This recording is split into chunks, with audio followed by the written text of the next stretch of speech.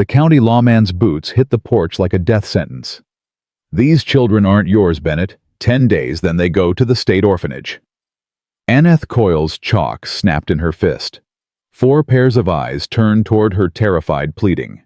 Colt Bennett stood frozen, jaw working like he wanted to speak, but couldn't find words that mattered. She'd come to this ranch 3 months ago, believing she had nothing left to give. She'd been wrong about everything. Before we begin, hit subscribe and stay until the end. I promise this story will stay with you. Comment your city so I can see how far we've traveled together. Now, let's go back to where it started. 3 months earlier, the supply wagon rattled to a stop outside Bennett Ranch, and Anneth stepped down with 1 carpet bag and 0 expectations. The driver jerked his thumb toward a weathered house tucked against the foothills. "That's it. Good luck, ma'am." The way he said it made her stomach drop. "Is there something I should know?" "Just that you're the 4th teacher this year." He snapped the reins. "Don't expect miracles." The wagon disappeared in a cloud of dust. Anneth stood alone in the yard, gripping her bag. A hammer rang against metal somewhere behind the barn, steady, determined strikes that spoke of work that never ended. "You gonna stand there all day?" Anneth spun. A girl sat on the porch steps, dark braids falling past her shoulders, eyes older than her 8 or 9 years. "I'm Anneth Coyle, the new teacher. Nora Bennett." The girl stood brushing dirt from her dress with practiced efficiency. "How long you staying?" "I beg your pardon." Last one cried after 2 days. One before that locked herself in her room and wouldn't come out. The one before that... Nora shrugged. "She called us demons and left before breakfast." Anneth set down her bag. "What did you do to her?" "Asked questions, that's all." Nora's chin lifted. She didn't like that we already knew she was lying. Lying about what? About wanting to help. About caring. The girl's voice went flat. Adults lie about that a lot. Before Anneth could respond, the hammering stopped. A man emerged from the barn, tall, sun-weathered, moving with the careful economy of someone who'd learned pain, taught better lessons than waste. He couldn't have been more than 35, but his eyes held lifetimes. "Miss Coyle." He pulled off his work gloves, offered a calloused hand. "Colt Bennett." His grip was brief, firm. No smile. "Thank you for the opportunity, Mr. Bennett. Might want to hold your gratitude until you've met all 4. He glanced at Nora. "Where are your brothers and Lahi?" "Samuel's fixing the chicken coop. Thomas is looking for his rock collection again. Lahi's under the porch." Colt's expression tightened. "Still. Won't come out. I tried singing, but I'll handle it." He turned to Anneth. "Come inside. We'll talk terms." The house was sparse, clean, but stripped of anything decorative. A table, chairs, a stove that had seen decades of use. Everything functional, nothing soft.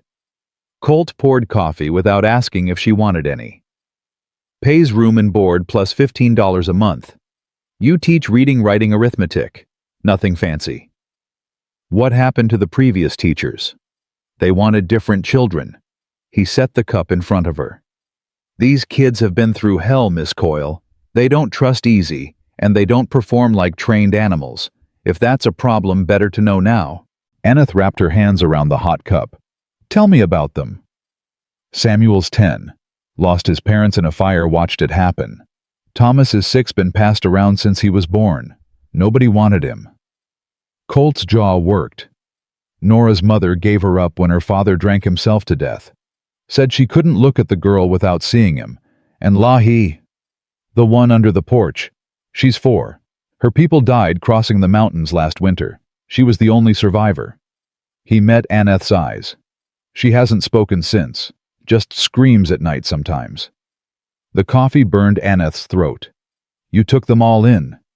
"Somebody had to." "Are you their legal guardian?" His expression went hard as granite. "What I am is the only thing between them and an orphanage that'll split them up and work them until there's nothing left. Legal doesn't always mean right." Anneth understood then. The isolation. The advertisement asking for no references. The teachers who fled. Mr. Bennett, I need to tell you something before you hire me. Go on. Her hands trembled against the cup. I can't have children. I was married once. We tried for 7 years. 3 times I carried a baby and 3 times... She stopped, forced air into her lungs. The doctor said my body isn't built for it. My husband left after the 3rd loss. Said he needed a real wife. She waited for pity. It always came the softening of eyes, the careful words that somehow made her failure more visible. Colt Bennett just nodded. Good. Anneth blinked. Excuse me? I've got enough kids for both of us. He gestured toward the window where Nora was visible in the yard. They don't need someone dreaming about babies that aren't here. They need someone who'll see them. Something cracked open in Anneth's chest, something she'd sealed shut after her husband packed his bags and told her she was defective. When do I start? Right now. Colt stood. Let's get Lahi out from under that porch. Outside, Nora stood near the porch steps, arms crossed. She won't come, Pa. I already tried. Colt knelt, peering into the darkness beneath the porch. Lahi, it's safe, sweetheart. Come on out. Silence. Anneth crouched beside him. She could just make out a small shape pressed against the far corner, eyes gleaming in the shadows. She's terrified, Anneth whispered. Dog came through the yard this morning. Big one. Spooked her. What happened to her family? Starved, froze, both. Colt's voice went rough. She watched every one of them die. 4 years old and she watched. Anneth's throat constricted. Without thinking, she started humming an old lullaby her own mother had sung. Not words, just melody. Soft, steady. The shape under the porch shifted. Anneth kept humming, reaching one hand into the darkness. Not grabbing, just offering. She hummed and waited, hummed and waited. Tiny fingers touched hers. Anneth's breath caught, but she didn't move. Just kept humming while those small fingers explored hers, testing, questioning. Finally, Lahi crawled forward. Dirt streaked her face, and her dark eyes were huge with fear. But she let Anneth draw her out into the light. Hello, sweetheart, Anneth whispered. You're safe now. Lahi buried her face against Anneth's shoulder and didn't make a sound. Colt stared at them both, something unreadable crossing his face. Last teacher said Lahi was simple, said she'd never be right in the head. The last teacher was an idiot. Anneth stroked the child's tangled hair. She's not simple. She's surviving. Miss Coyle? Yes. I think you might actually last.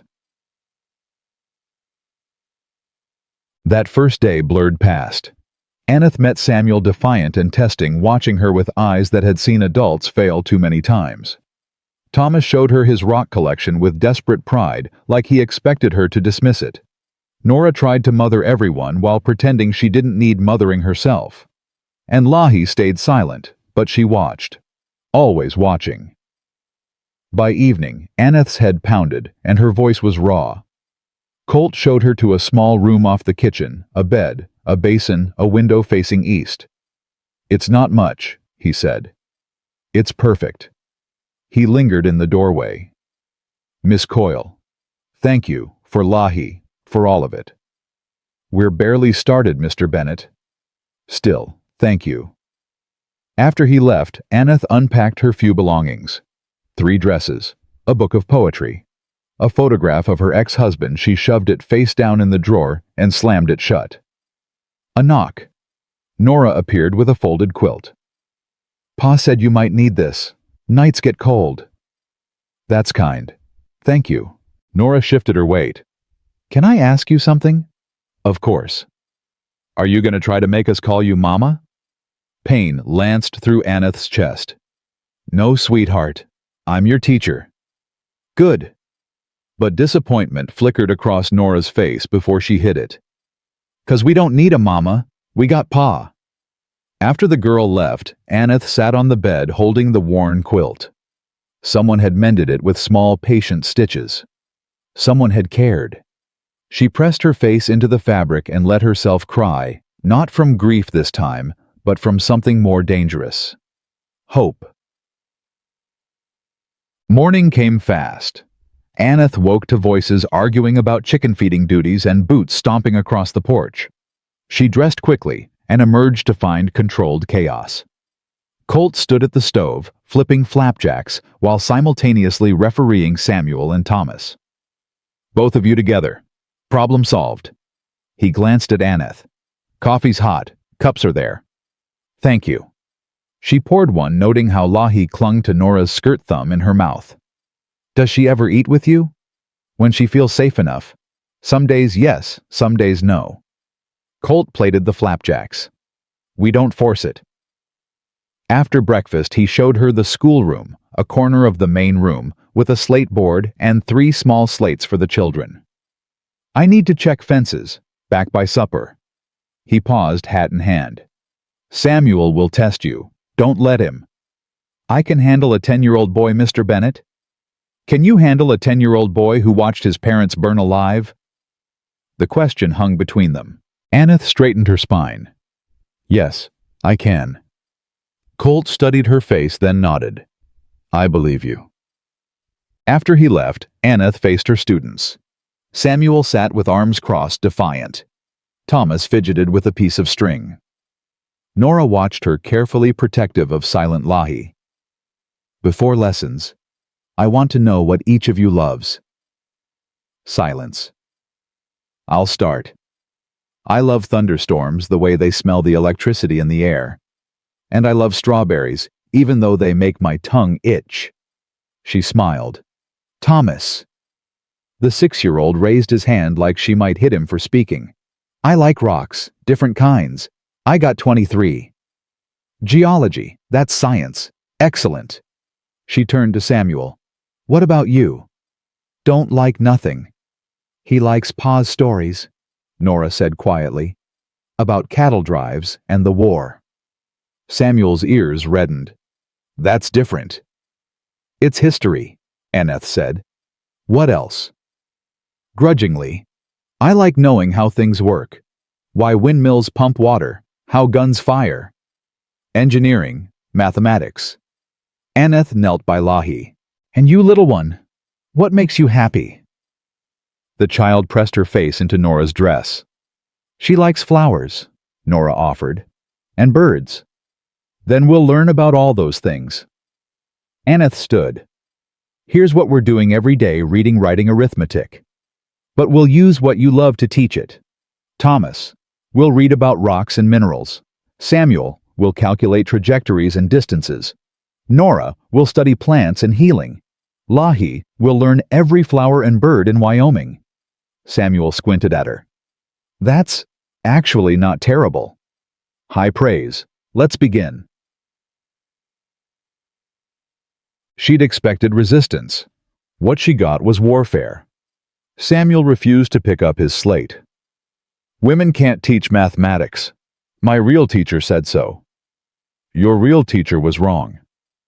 "Prove it." Anneth felt every eye on her. This was the test. Fail here, and she'd lose them all. "All right, everyone outside." They followed her into the yard, confused. Anneth grabbed a stick and drew a line in the dirt. "Samuel, how far can you throw a rock?" "I don't know. Pretty far." "Thomas, get your rock collection." The boy scrambled inside and returned with a flour sack bulging with stones. Anneth selected 3 small, medium, large. "Samuel throws each one. We measure the distance. Then we use mathematics to calculate which weight travels farthest and why." Samuel's defiance wavered. "That's not school." "That's exactly school. It's called physics." She held out the first rock. "Unless you're scared, you can't do it." The boy snatched the rock. "I ain't scared of nothing." For the next hour, they measured, calculated, debated. Samuel threw rocks with fierce concentration. Thomas carefully marked distances. Even Nora got interested, asking about angles and wind resistance. Lahi sat nearby arranging wildflowers in patterns. When Colt returned at midday, he found them all in the dirt covered in dust arguing about mathematics. "What in God's name?" "Pa," Samuel jumped up. "Did you know heavier rocks don't always go farther? Miss Anneth proved it with numbers." Colt looked at Anneth, eyebrows raised. She shrugged. Unorthodox methods, but effective. His mouth quirked, almost a smile. Better than the last 3. One lasted 2 hours before she quit. What did they do to her? Asked why the sky was blue. She couldn't answer. He poured water from the pump. "You hungry?" They ate together, bread, eggs, cheese, simple food that filled empty stomachs. Through the window, Anneth watched the children play. Samuel showed Thomas how to skip stones. Nora braided grass for Lahi, who giggled soundlessly. "They're good children," Anneth said. "World hasn't been good to them, but they are." Colt set down his cup. "Can I ask you something?" "Please." "Why answer my advertisement? You're educated. You could teach anywhere." Anneth traced the rim of her cup. "Because everywhere else people look at me and see what I'm not, what I failed at. Here maybe I can just be someone useful. We've all got something we're running from, Miss Coyle. Long as you don't bring it to my table or hurt those kids, your past is your business." "Same to you, Mr. Bennett." "Deal." Days became weeks. Anneth fell into rhythms she hadn't known she craved.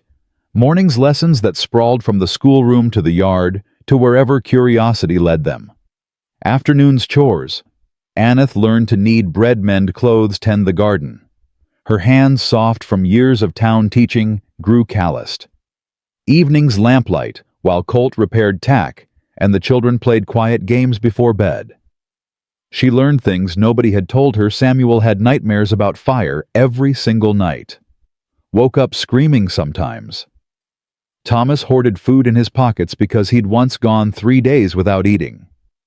Still did it, even though there was plenty. Nora had taught herself to cook at 6 years old because there was nobody else. Could make biscuits better than most grown women. Lahi slept with a rag doll clutched so tight her knuckles went white. The doll was all she had left from before. And Colt had fought in the war, lost his young wife to fever, inherited this ranch from an uncle who died alone. Started taking in strays because empty spaces hurt worse than full ones. One evening while helping Nora with spelling, Anneth felt eyes on her. She glanced up.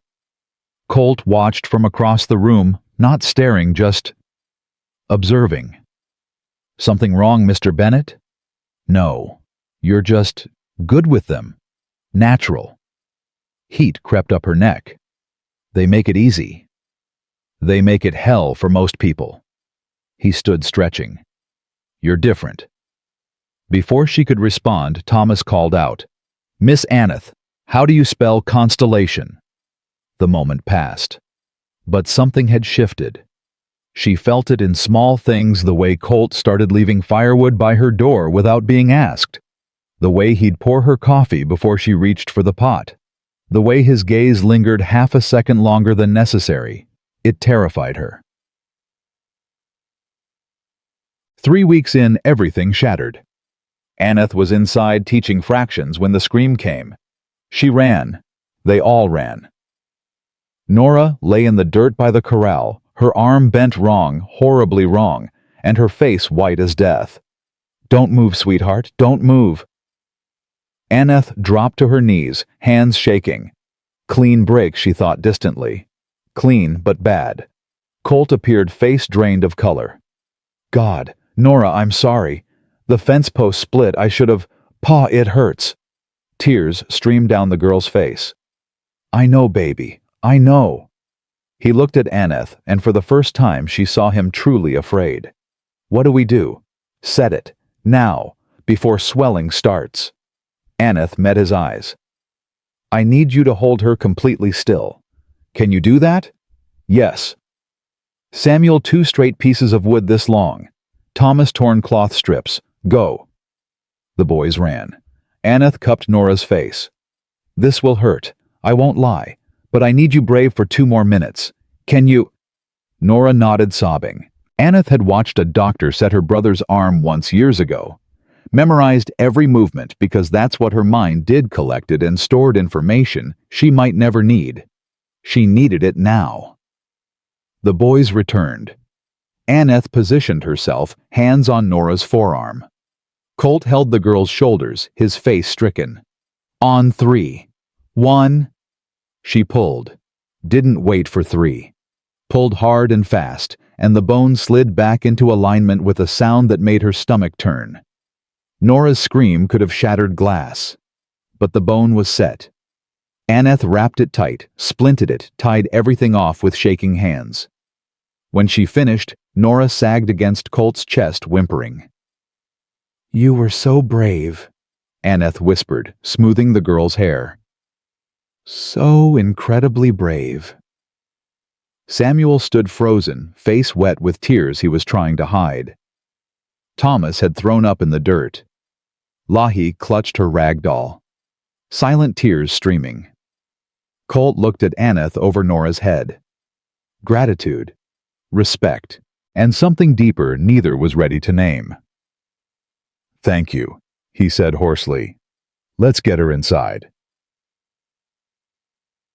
That night, after the children finally slept, Nora dosed with willow bark tea, the others exhausted from fear. Anneth found Colt on the porch steps, head in his hands. She sat beside him. Said nothing. "I should have checked that post," he said finally. "Should have known it was weak. Accidents happen. Not to them. They've had enough accidents, enough loss." His voice cracked. "I'm all they have, Miss Coyle. If something happens to me if I fail them, you're not failing anyone. I'm not their father, not legally. That's the problem." Ice formed in Anneth's stomach. "What do you mean?" He stood pacing. "I've got no legal claim to any of them. Samuel's aunt could show up tomorrow and take him. Thomas belongs to the state, they could demand him back. Nora's mother could sober up and want her." He stopped. "And Lahi County says I'm harboring an Indian child without permission. If they find out, they'll take her to a government school." "No." The word came out fierce. "They can't." "They can. They have before. I've been lucky where isolated neighbors don't ask questions. But luck doesn't last forever. Then we make it legal. There must be a way." "Only adoption. And they don't grant that to single men with no blood relation." He laughed bitterly. "Systems designed to tear families like ours apart." Anneth's heart hammered. "What if you weren't single?" He went still. "What? What if you were married? Would that help?" "Maybe. Probably." He turned slowly. "Miss Coyle." "Think practically," she said, standing. "You need a wife to secure adoption. I need—" She faltered. "I need a place where I'm not broken. It would be an arrangement, a partnership." "That's not fair to you. Fair is letting those children get ripped away. Fair is sending Lahi to a place that'll destroy her." Anneth's voice shook. "I'm not asking for love, Mr. Bennett. I'm asking for a chance to protect them, same as you." Colt stared at her. She watched him wrestle with pride, with fear, with hope. "Let me think on it," he said finally. "Of course." She turned toward the door. His voice stopped her. "Anneth?" She looked back. "Thank you. For today. For Nora. For—" He gestured helplessly. "All of it. You're welcome." Inside, she leaned against the door, shaking. What had she done? Offered marriage to a near stranger. A life built on pragmatism instead of love. But she thought of Nora's arm in her hands. Thomas's hoarded food. Samuel's nightmares. Lahi's silence. She thought of the way Colt's voice gentled when he talked to them. The way his hands mended broken things. The way his whole body had trembled when Nora screamed. This wasn't about love. It was about something more fundamental: survival, belonging, family built by choice instead of blood. Maybe that was enough. Maybe that was everything. So, she didn't sleep that night. Lay in bed listening to the house settle to Colt's boots pacing the porch to Nora, whimpering in her sleep. Dawn came gray and cold. Anneth dressed and emerged to find Colt at the stove making coffee. He looked like he hadn't slept either. "Morning," she said quietly. "Morning." He poured 2 cups set, one in front of her. "About last night?" "You don't have to answer now. Take your time." "I already know my answer." He met her eyes. "But I need to know something first. Why? Really, why you could leave? Find a normal position, a normal life. Why would you tie yourself to this?" Anneth wrapped her hands around the hot cup. "Because for 7 years I was told I was defective, broken, less than a real woman. And then I came here and nobody cared what I couldn't do. They only cared what I could." Her voice steadied. "Those children don't need someone who can bear babies. They need someone who'll stay, someone who'll fight for them. And for the first time in my life, I can be that person." Colt was quiet for a long moment. "All right," he said finally. "We'll do it, but on one condition." "What?" "You're not just signing papers, you're family. That means you're stuck with us, all the mess, all the chaos, all the broken pieces. No leaving when it gets hard." "I won't leave. Promise me." She looked at him, this man who'd taken in 4 unwanted children, who'd carried their nightmares like his own, who'd built a family from nothing but stubborn love. "I promise." He nodded. "Then we'll ride to town tomorrow. Get it done legal before hoofbeats." They both turned toward the window. A rider appeared on the ridge, official uniform, county insignia visible even at this distance. Anneth's blood went cold. "Is that the law?" Colt's face hardened. "They said 10 days. It's only been 5. "Why are they early?" "Because someone talked. Someone always talks." He grabbed his hat. "Stay inside with the children. Don't let them see your face if you can help it." "Colt, just stay inside, please." He walked out, and Anneth pressed herself against the wall by the window, heart hammering. The rider stopped in the yard. She couldn't hear words, but she saw Colt's body language, defensive, protective.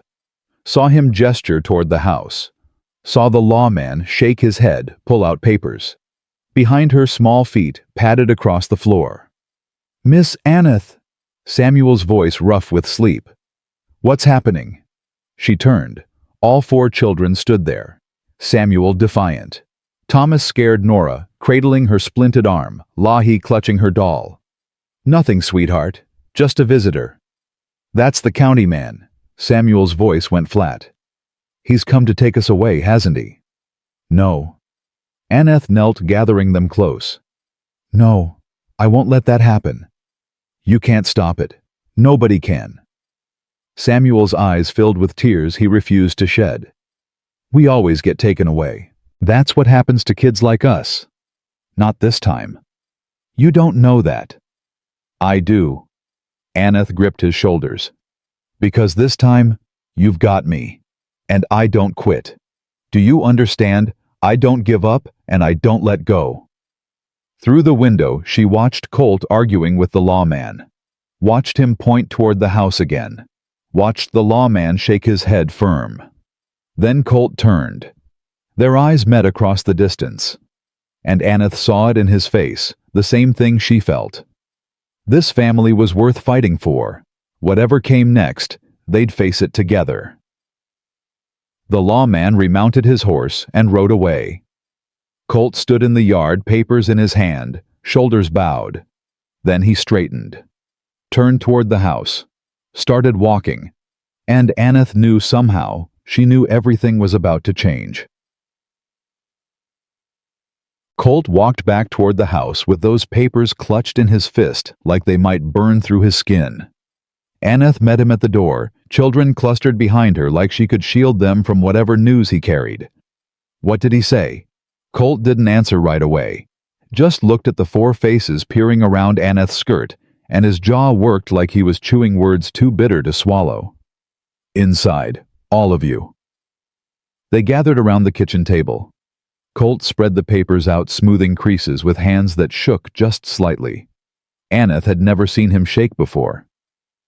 County's got wind of the situation here, he said finally. Someone reported that I'm keeping children without legal guardianship. Who? Samuel's voice came out hard. Who told? Doesn't matter. What matters is, they're coming back in 5 days, not 10, like they said, to take you to the territorial orphanage in Cheyenne. Thomas started crying, just quiet tears sliding down his face while he tried not to make noise like crying itself might get him in trouble. Nora pulled him close with her good arm. We gonna let them? Not if I can help it. Colt looked at Anneth. But I need time. Time to file adoption papers, get them processed. Make it legal. 5 days isn't enough. Then we make it enough. Anneth's voice came out stronger than she felt. What do you need? Proof I can provide for them. Character witnesses, a stable home environment. He paused. And preferably a wife, because apparently the county doesn't trust a single man to raise children proper. Samuel's head snapped up. You getting married? That's the plan. To who? Colt glanced at Anneth. She felt 4 pairs of eyes swing toward her, and her face went hot. To Miss Coyle? Colt said. If she's still willing? The silence stretched out like taffy. Then Nora said quietly, You don't got to marry Pa just for us, Miss Anneth. That's not fair to you. It's not about fair.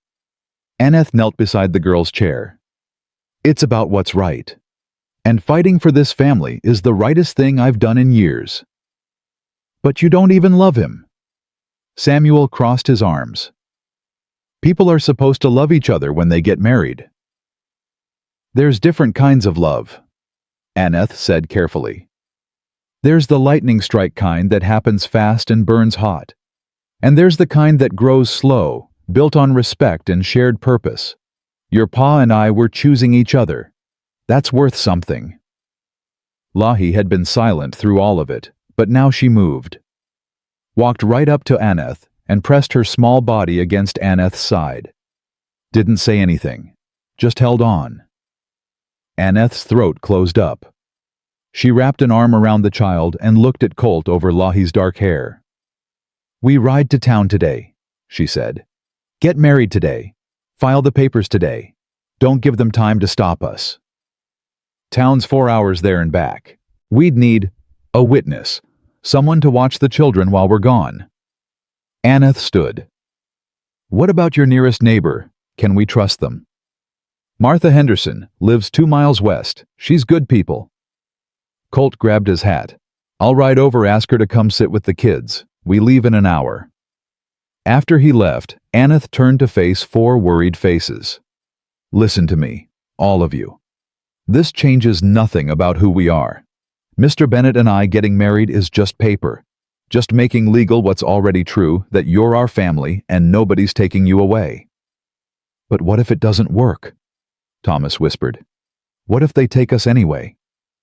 Then your Pa and I will follow you to that orphanage and raise holy hell until they give you back. But it won't come to that. You hear me? It won't. She said it with such conviction that she almost believed it herself. The next hour blurred past. Anneth changed into her best dress, dark blue wool, nothing fancy but clean and pressed. Her hands fumbled with the buttons. She'd sworn she'd never marry again, never give another man the power to look at her and see failure. But Colt Bennett didn't look at her that way.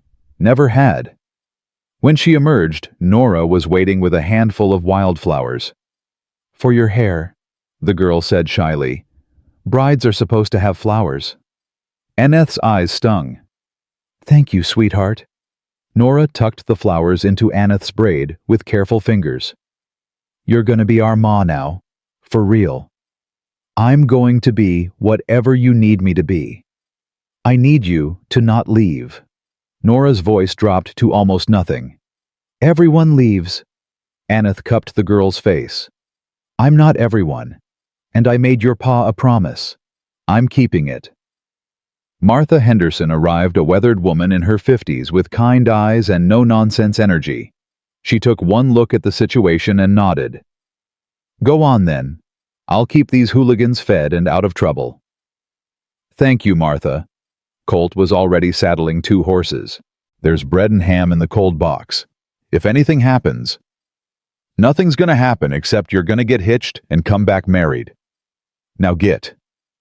The ride to town was quiet. Anneth had ridden horses before, but not often, and she concentrated on not falling off while her mind spun in circles. This morning, she'd been a schoolteacher. By evening, she'd be a wife. Again. Except, not really. This wasn't like before, no promises of love, no expectations of romance. This was a business arrangement, a partnership. So why did her stomach twist every time she glanced at Colt's profile? You're quiet, he said after an hour. Thinking. Second thoughts. No, just wondering what comes after. After we get married. After we file the papers. After the county man comes back. After we prove we're a family. She adjusted her grip on the reins. What does our life look like then? Colt was quiet for a moment. I suppose it looks like what it's been. You teach the kids, I run the ranch. We figure it out as we go. And at night, the question came out before she could stop it. He understood what she was asking. You keep your room, I keep mine. This is for the kids, not that other thing. Relief washed through her, mixed with something else she didn't want to examine. All right, good. Unless... He stopped. Unless what? Unless someday you want different. But that's your choice. Always your choice. They rode on in silence after that, but the air between them felt charged somehow, like a storm building on the horizon.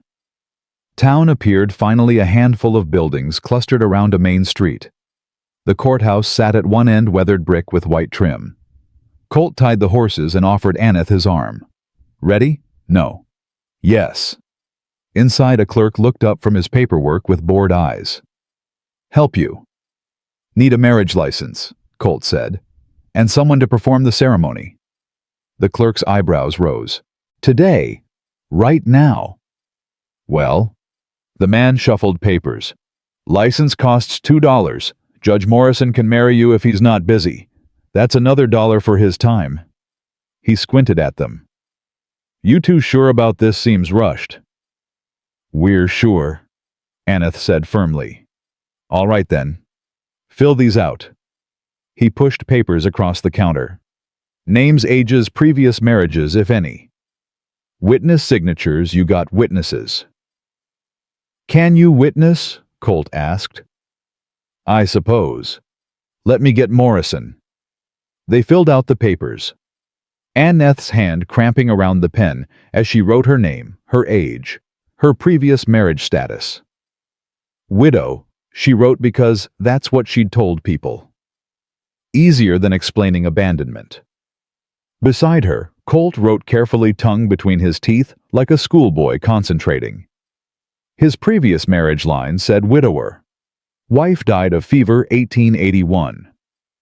Judge Morrison appeared, an older man with spectacles and ink stains on his fingers. He looked them over with sharp eyes. You two know what you're doing? Yes, sir, Colt said. Marriage isn't something to enter lightly. It's a covenant before God and law. We understand that. Morrison studied them for another moment, then shrugged. All right, raise your right hands. It happened so fast. One moment they were two separate people, the next the judge was saying words about lawful union and promises to keep. Anneth heard herself say, I do, like her voice belonged to someone else. Colt's I do came out rough and low. By the power vested in me by the territory of Wyoming, I pronounce you husband and wife. You may kiss the bride, though you look like that might be the last thing on your minds. Colt turned to Anneth. Their eyes met. He leaned in slowly, giving her time to pull back, and pressed his lips to hers, brief, dry, formal. Over in a heartbeat.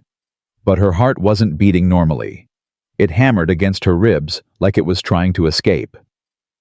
"Congratulations," Morrison said dryly. "That'll be $3 total." Colt paid. The clerk handed them a certificate with their names written in careful script. Colt James Bennett and Anneth Rose Coyle, now legally wed. "One more thing," Colt said. "I need to file adoption papers for 4 children." The clerk blinked. 4 all at once. All at once, 2 boys, 2 girls, ages 4 to 10. That's highly irregular. Maybe. But it's legal, isn't it? Now that I'm married. The clerk looked at Morrison, who nodded slowly. Technically, yes. But the process takes time. Applications, investigations, hearings. How much time? Months usually. Sometimes longer. Anneth's stomach dropped. "We don't have months. We have 5 days." 5 days. Why 5 days? Colt's jaw tightened. Because the county's threatening to take them to an orphanage. We need this filed now so we can show we're taking proper legal action. Morrison frowned. "Who's the county officer?" "Man named Pruitt. Showed up this morning with papers." "Hank Pruitt." Morrison's frown deepened. "He's zealous. Sees himself as protecting children from unfit homes. Unfortunately, his definition of unfit is fairly broad." "My home isn't unfit," Colt said quietly. "Those kids are fed, clothed, educated, and loved. That's more than most." "I don't doubt it, but Pruitt's got the law on his side." Morrison tapped the desk. "Here's what I can do. I'll file the adoption applications today with a note of urgency. I'll also write a letter to the Territorial Family Court explaining the situation. It won't stop Pruitt from coming in 5 days, but it might slow him down. Might give you time." "How much time?" Anneth asked. "Hard to say. A week, 2 depends on how fast the court moves and how stubborn Pruitt is." Colt exhaled slowly. "It'll have to do. What do you need from us?" "Documentation. Birth certificates if you have them, though I suspect you don't. Written statements about how each child came into your care. Character references from neighbors and community members. Medical records if available. Proof you can provide financially deed to your property bank statements if you have them." Morrison pulled out a stack of forms. "Fill these out. Be thorough. The more documentation you provide, the stronger your case." They spent the next 2 hours writing. Anneth's hand ached by the end, but she'd documented everything she could think of: how she'd met each child, what she'd observed of their progress, her qualifications as a teacher, her commitment to their well-being. Colt wrote about finding Samuel wandering after the fire, hollow-eyed and silent. About the church leaving Thomas on his porch with a note saying no one else would take him. About Nora showing up with bruises and her father's death certificate. About carrying Lahi down from the mountain pass, the only survivor of a wagon train that had tried to cross too late in the season. When they finished, Morrison read through everything carefully. "This is good, compelling even. But I need to be honest with you. Pruitt's going to fight this. He doesn't believe children should be raised by anyone outside traditional families. And your situation, Mr. Bennett, with 4 children of no blood relation and questionable legal status..." He trailed off. "It's going to be a battle." "I've fought battles before," Colt said. "I'm sure you have. But this is a different kind of war paperwork and legal precedent instead of bullets." Morrison handed back the forms.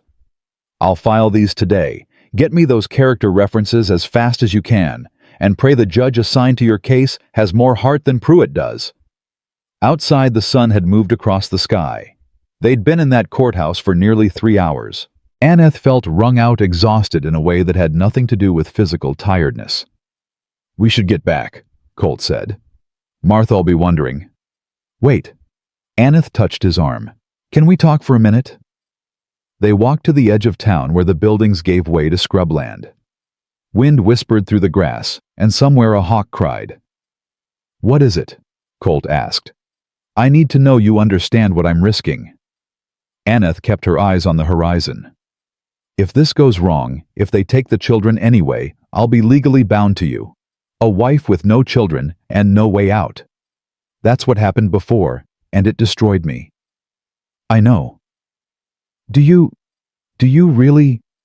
She turned to face him. My first husband looked at me like I was defective, like my body's failure to carry children was a personal insult to his manhood. He stopped touching me, stopped talking to me, finally told me he'd made a mistake and left. Her voice shook. I won't survive that again. If you're going to look at me that way eventually, like I'm broken, tell me now. Colt was quiet for a long moment. Then he said, My wife died bringing our son into the world. The baby died too, never drew a breath. For 2 years after, I couldn't look at pregnant women without feeling like I'd been gutted. Couldn't see babies without wondering what my boy would have looked like. Anneth's throat tightened. But you know what I learned, Colt continued. That there's more than one way to be a parent. More than one way to build a family. Blood doesn't make you kin, choice does. Love does. Those 4 kids back at the ranch, they're mine in every way that matters. And you? He started again. You're not broken, Anneth. You're exactly what those children need. What I need. Don't ever think different. She couldn't speak. Could only nod while tears blurred her vision. Come on. Colt offered his hand.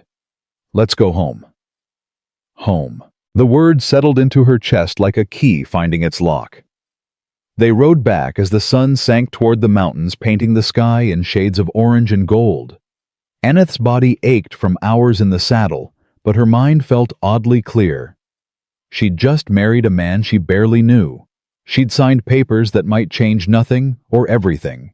She'd put her name to a fight that could end in heartbreak. But for the first time in years, she'd chosen something instead of just accepting what life gave her. That had to count for something. Martha met them at the door with flour on her apron and amusement in her eyes. Well, did you do it? We did it, Colt said.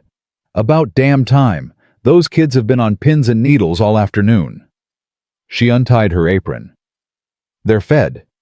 Thomas tried to run off to find you twice, but I threatened him with extra chores.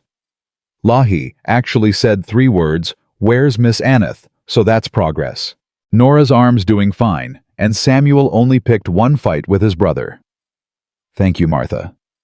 Anneth impulsively hugged the older woman. We couldn't have done this without you. Psh! What are neighbors for? Martha pulled back, eyes kind. You're doing a good thing here, both of you. Don't let anyone tell you different. After she left, they went inside to find 4 anxious faces. Did it work? Samuel asked immediately. We're married, Colt confirmed. And we filed adoption papers. Judge Morrison's helping us. So they can't take us now. Thomas's voice was small, hopeful. They're going to try, but we're going to fight. Anneth sat down, pulling Lahi onto her lap. We need help, though. We need people in town to write letters saying we're a good family. Can you think of anyone? Nora spoke up. Doc Hartley. He fixed my arm that time I broke it before. And Mrs. Chen from the general store, she always gives us peppermints. The blacksmith, Mr. Murphy, Samuel added. He lets me watch him work sometimes. Says I got a good eye for metalwork. Reverend Walsh, Thomas said quietly. He's nice. Doesn't yell like some preachers. Good. Colt nodded. Tomorrow we'll ride to each of them, ask for letters. Tonight we eat and rest. It's been a long day. Dinner was simple leftover stew. Martha had warmed fresh bread milk from their cow. But sitting around that table, Anneth felt something shift. They weren't playing house anymore. This was real. Legal. She was Mrs. Bennett now, for better or worse. After the dishes were washed and the children ready for bed, Nora hung back. Can I ask you something? Of course, Anneth said. Are you scared? Terrified? The honesty seemed to surprise the girl. But you did it anyway. Being scared doesn't mean you don't act. It just means you act despite the fear. Anneth smoothed Nora's braid. Sometimes the things most worth doing are the things that scare us most. I'm scared they're gonna take us away.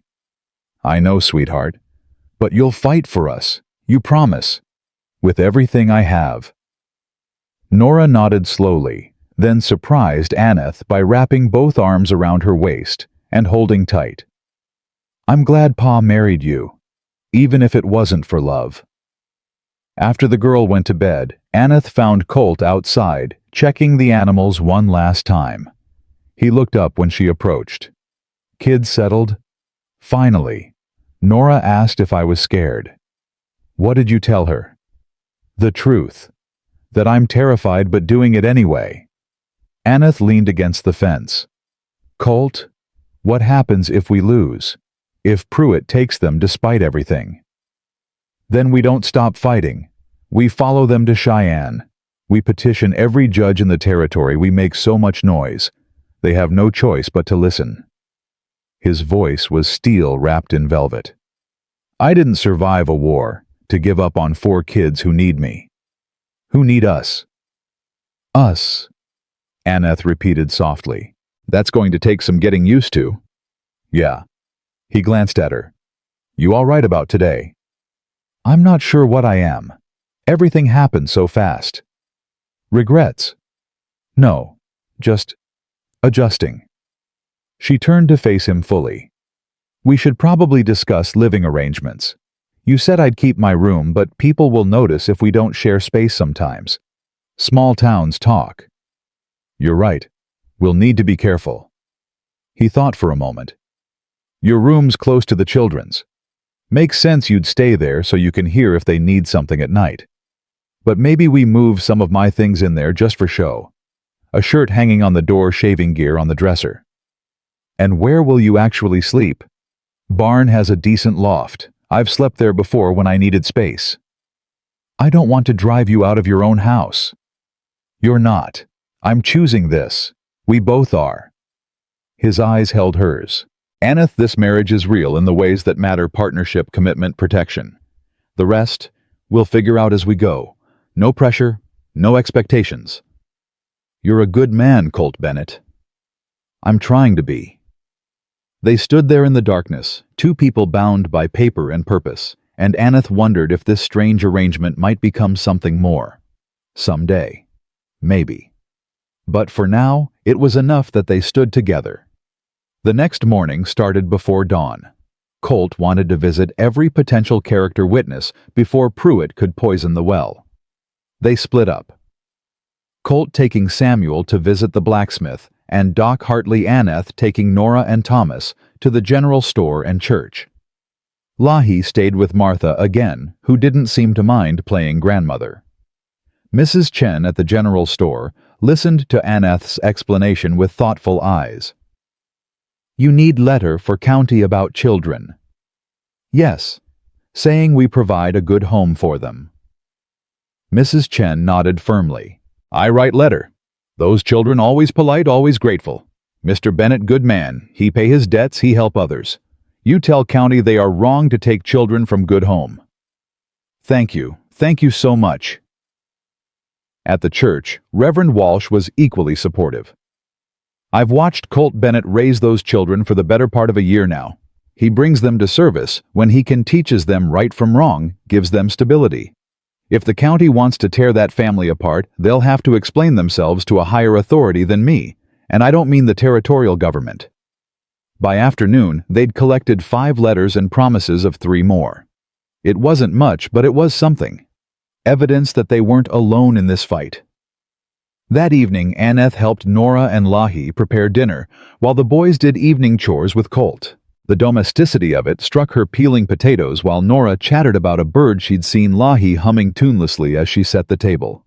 This could be her life now. Not the life she'd imagined, but maybe the life she'd needed all along. Miss Anneth, Nora said suddenly.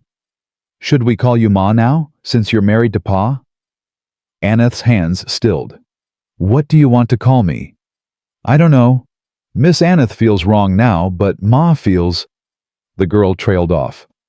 Scary. Yeah. Then how about we figure it out as we go? Call me what feels right in the moment. There's no rush. Anneth squeezed the girl's shoulder. Names are just words. What matters is what's underneath.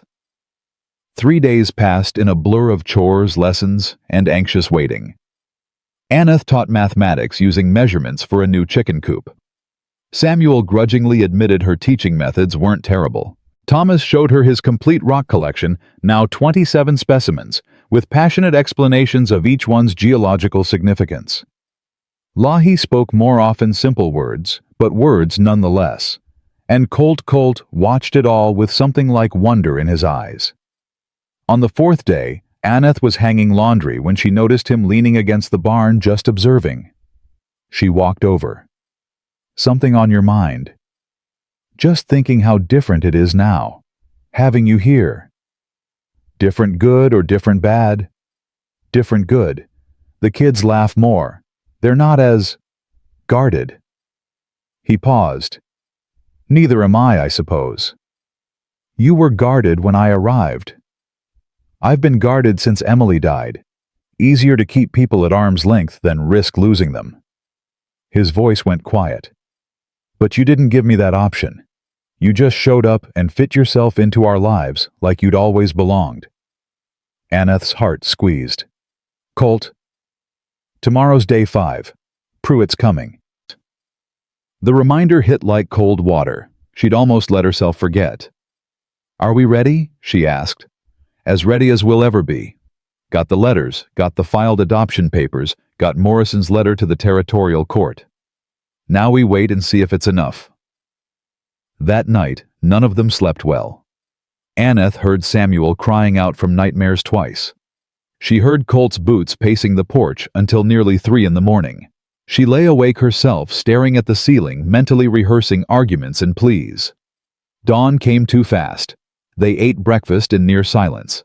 Anneth made the children wear their best clothes. She wanted Pruitt to see them cared for, healthy, loved. Colt shaved carefully, put on his one good shirt. They were presenting themselves for judgment, and they both knew it. The lawman arrived precisely at 9 o'clock, accompanied by another man in official dress. Colt met them in the yard. Anneth stood on the porch, children behind her. Mr. Bennett, Pruitt said, I've returned as promised. These are the legal documents transferring custody of the 4 minors to territorial care. If you'll... I've filed adoption papers, Colt interrupted. All 4 children. My wife and I intend to legally adopt them. Pruitt's eyebrows rose. Your wife? Mrs. Bennett. Colt gestured to Anneth. We were married 5 days ago. How convenient. A sudden marriage just as I arrived to claim the children.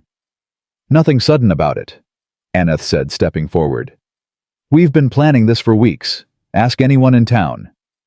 It was a lie, but a necessary one. Pruitt's expression suggested he didn't believe it anyway.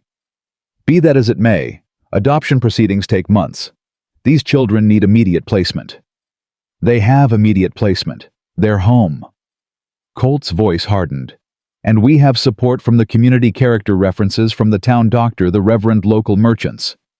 Judge Morrison has written to the territorial court on our behalf. The man with Pruitt spoke up. I'm Oliver Henshaw, Territorial Child Welfare Officer. Mr. Pruitt brought me to evaluate the situation. He looked around at the well-maintained ranch, the clean children, the obvious care in every detail. May I speak with the children? Of course, Anneth said, though her stomach twisted. Henshaw approached the porch. He had kind eyes, she noticed. That was something. Hello there, I'm Mr. Henshaw. Can you tell me your names? Samuel stepped forward. Samuel Garrett. That's Thomas, Nora, and Lahi. Thank you, Samuel. Can I ask you some questions? The boy's jaw set. I know what you're doing. You're trying to decide if we're happy, so you can take us away or leave us. But it don't matter what we say, does it? Adults never listen to kids. I'm listening right now. Then listen to this. Mr. Bennett saved my life. My parents died and I had nowhere to go, and he took me in, gave me a home, taught me how to work, never once made me feel like I was a burden. And Miss Anneth, Mrs. Bennett, now she's teaching us real things, not just school stuff. She cares. Samuel's voice shook. If you take us away from here, you're not protecting us. You're punishing us for having bad luck. Henshaw's expression remained neutral. Thomas, do you have anything to add? The 6-year-old shook his head, pressing against Nora's side. He don't talk to strangers much, Nora explained. Too many people hurt him before, but he's happy here. We all are. Can't you just leave us alone? Lahi. Henshaw's voice gentled. Can you tell me anything? The tiny girl looked at Anneth, then at Colt, then back at Henshaw. Very quietly she said, home. That one word hung in the air. Henshaw straightened, turned to Pruitt. I need to inspect the house, see where these children sleep, what conditions they're living in. Of course, Colt said. Whatever you need. The inspection took 30 minutes. Henshaw examined every room, saw the small but clean beds, the school books and slates, the mended clothes hanging on pegs. He asked questions about meals, education, medical care. Anneth answered everything honestly, showing him her lesson plans. Nora's splinted arm with its proper healing. Thomas's rock collection that spoke of a child encouraged to pursue his interests. Finally, they returned to the yard where Pruitt waited impatiently. Well, Pruitt demanded, you've seen enough. These children need proper placement in a structured facility where... Mr. Pruitt, Henshaw's voice cut through. I've seen enough. These children are adequately cared for. More than adequately, they're thriving. The home is clean, the adults responsible, and most importantly, the children clearly feel secure here. That's not the point. Mr. Bennett has no legal... He has filed adoption papers. That's more legal standing than many situations I've encountered. Henshaw pulled out a document. Furthermore, Judge Morrison's letter indicates he's expediting the adoption hearing. It's scheduled for 2 weeks from today. Anneth's knees nearly buckled with relief. 2 weeks. Pruitt's face flushed. That's highly irregular. The normal process is at the discretion of the presiding judge, and Morrison has discretion. Henshaw looked at Colt. The children may remain here pending the hearing. However, I'll be conducting follow-up visits to ensure continued adequate care. Any sign of neglect or abuse, and they'll be removed immediately. Understood. Understood, Colt said. Thank you. After the 2 men left, Pruitt clearly furious. Henshaw looking thoughtful, the family stood in the yard, processing what had just happened. Did we win? Thomas asked finally. We bought time, Anneth said. 2 weeks until the hearing. Then we find out for sure. But we get to stay together until then. Nora's voice was small. Yes, together. Samuel let out a shaky breath. Then, without warning, he started crying. Deep, wrenching sobs he'd clearly been holding back for days. Colt pulled the boy into his arms, and then they were all crying, even Lahi, while Anneth held them together like she could physically keep them from being torn apart. It's all right, she whispered. We're all right. For now, we're all right. That night, after the children finally exhausted themselves and fell asleep, Anneth found Colt on the porch again. He handed her a cup of coffee without a word. They sat in silence, listening to night sounds, crickets, distant coyotes, the wind through the grass. 2 weeks, Colt said finally. Then we face a judge who'll decide our fate based on what legal precedent, personal bias, whether he had a good breakfast that morning. We face a judge with evidence of a loving, stable home, with community support, with children who chose us as much as we chose them. And if it's not enough, Anneth set down her cup. Then we fight harder. We appeal. We make noise until someone listens. But Colt, we're not doing this alone anymore. Did you see how many people wrote those letters? How Henshaw looked at the children and saw what we see? We're not alone. He was quiet for a long moment. Then, I'm glad I married you, Anneth Bennett. Her heart jumped at hearing her new name. Even though it's complicated, especially because it's complicated, easy things don't usually matter much. Hard things you have to fight for. Those are the ones worth having. She reached over, found his hand in the darkness. His fingers closed around hers, warm and solid and real. 2 weeks, she said. Whatever comes after, we face it together. Together. They sat there holding hands like teenagers, two people bound by paper and purpose, and something neither was ready to name. The stars wheeled overhead, indifferent to human struggles, and somewhere in the house, 4 children slept, dreaming of a future that might or might not be theirs to claim. But for tonight, they were together, and that would have to be enough. The 2 weeks before the hearing passed in a strange suspension between hope and dread. Anneth threw herself into teaching with fierce determination, as if perfect lessons and flawless recitations could somehow prove their worth to a judge who'd never see them. Samuel mastered long division. Thomas learned to read full sentences without stumbling. Nora memorized the names of 17 medicinal plants. And Lahi, precious silent Lahi, spoke in complete sentences, now her voice soft but steady. "Can I have more milk, please?" 5 words that made Anneth want to weep with relief every time she heard them. Colt worked from dawn until dark, repairing everything that showed even minor wear. The fence got new posts. The barn got patched shingles. The house received a fresh coat of whitewash. He was building armor out of carpentry and paint, trying to make their home so undeniably good that no judge could fault it. Anneth watched him push himself too hard and said nothing because she understood. They were both trying to control the uncontrollable, to make certainty out of chaos through sheer force of will. On the 8th day, Martha Henderson came by with bread and news. "Heard something in town you ought to know," she said, setting the bread on the table. "Pruitt's been asking questions. Lots of questions." Colt's jaw tightened. "What kind of questions?" "About your past. About Miss Anneth's, sorry, Mrs. Bennett's previous marriage. About how you came to have 4 children of different ages, with no blood relation." Martha's expression was grim. "He's building a case against you." "Let him build," Anneth said, though her stomach churned. "We've got nothing to hide." "Don't you, though?" Martha looked at her kindly. "I'm not judging, dear. But if Pruitt finds out your first husband left you because you couldn't bear children, he'll use it. He'll say, you're using these kids to fill a void, that you're not thinking clearly, that your judgment's compromised by grief." "That's not—" Anneth stopped. Was it true? Had she been trying to fill the empty spaces inside her with 4 children who needed her? Colt spoke up. "Even if that were true, does it matter? Those kids are fed, safe, loved. What difference does it make why we chose to care for them?" "All the difference to men like Pruitt," Martha said. "He sees the world in black and white. Traditional families or broken ones. No in between." She sighed. "I'm just saying, be prepared. He's going to attack your marriage, your motives, everything.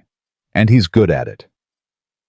After Martha left, Anneth stood at the window watching the children play in the yard. Samuel was teaching Thomas how to throw a knife at a target chalked on the barn. Nora braided flowers into Lahi's hair while the little girl sat perfectly still, soaking up affection, like parched earth drinking rain. "She's right, isn't she?" Anneth said quietly. "About why I'm doing this." Colt came to stand beside her. "Does it matter?" "It matters if the judge thinks I'm unstable. If he thinks I'm trying to replace children I lost instead of caring for the children I have." "Are you—" She turned to look at him. "I don't know. Maybe at first. But now—" Her voice caught. "Now they're just mine. Ours. Not replacements for anything. Just themselves." "Then that's what you tell the judge. Will it be enough?" "It has to be." That night, Anneth couldn't sleep. She kept replaying Martha's warnings, imagining Pruitt standing before a judge, listing all her failures and inadequacies. How could she fight words she knew were partly true? She heard footsteps on the porch, and knew without looking that Colt couldn't sleep either. She wrapped a shawl around her shoulders and joined him outside. "You should rest," he said without turning. So should you. They stood together in the darkness, the weight of the coming hearing pressing down on them both. Colt, what if we lose? What if the judge sides with Pruitt and takes them anyway? Then we appeal, we fight. But what if fighting isn't enough? What if... She stopped, unable to voice her deepest fear. What if we're not enough? He finished for her. That's what you're really asking. Yes. He turned to face her fully. Anneth, I've been asking myself that same question every day since I took in Samuel.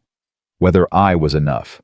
Whether one broken-down cowboy with a dead wife and a head full of war memories had any business trying to save kids who'd already been through hell. His voice roughened. But you know what I figured out, being enough isn't about being perfect. It's about showing up. It's about trying. Those kids don't need perfect parents. They need people who won't quit on them. And if quitting isn't our choice, if it's taken out of our hands, then we live with that. But we don't give up beforehand just because we're scared. Anneth leaned against the porch rail, feeling the cool night air on her face. I'm terrified of loving them and losing them, of opening my heart again just to have it shattered. I know, me too. Colt moved closer. But the alternative is worse. The alternative is walking away now to protect ourselves and letting those kids think they weren't worth the risk. I can't do that. Can you? No. The word came out fierce. No, I can't. Then we face whatever comes, together. He said that word together like it meant something. Like they were building something real out of this strange marriage of convenience. Anneth wanted to believe it. God, she wanted to believe it. The next morning brought unexpected visitors. Doc Hartley and Reverend Walsh arrived together looking serious. We heard Pruitt's been stirring up trouble, Doc Hartley said without preamble. Thought we should give you a heads up. What kind of trouble? Colt asked. He's questioning your fitness as parents, suggesting Mrs. Bennett is emotionally unstable due to her previous losses, implying you might be keeping the children for financial gain, county stipends, potential inheritance, that sort of thing. Anneth felt her face heat with anger. Financial gain. We're barely scraping by. Those children cost more to feed and clothe than...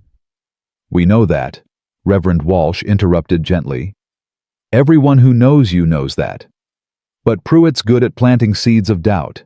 He's suggesting you rushed into marriage for appearance's sake, that you're playing house instead of providing genuine stability. That's not true, Anneth said. We know. That's why we're here. Doc Hartley pulled out a folder. We've written additional letters, detailed accounts of our observations, medical records showing the children are healthy and well cared for, character assessments of both of you. He handed the folder to Colt. Give these to Judge Morrison. They'll help counter Pruitt's narrative. Why are you doing this? Anneth asked, throat tight. You barely know us. Because I've been a doctor for 30 years, Hartley said. I know the difference between children who are surviving and children who are thriving. Your 4 are thriving. That's rare enough to be worth protecting. Reverend Walsh nodded. And because sometimes the most righteous thing a person can do is stand between injustice and the innocent. That's what you're doing. We'd be poor Christians if we didn't stand with you. After they left, Colt spread the letters on the table. There were 5 new ones detailed thorough, painting a picture of a family built on love instead of law. People keep surprising me, he said quietly. Good people. Anneth agreed. We're lucky to have them. Luck's got nothing to do with it. You earned this teaching those kids, being kind to everyone you meet, showing up even when it's hard. He looked at her. You're good at this, Anneth, being part of something. I think maybe you forgot that after your first marriage fell apart. She had forgotten. Had spent 2 years believing she was fundamentally unworthy of family, of belonging. These past weeks had been slowly rebuilding something she'd thought permanently broken. I'm still scared, she admitted. So am I, but at least we're scared together. The week crawled toward the hearing date. Anneth prepared the children as best she could, trying to explain what would happen without terrifying them. "A judge is like a teacher," she told them one evening. "He asks questions to understand things better. He's going to ask about your life here, whether you're happy, whether you feel safe. All you need to do is tell the truth." "What if the truth isn't good enough?" Samuel asked bluntly. "What if we tell him we love it here and he takes us anyway?" "Then it won't be because you did anything wrong.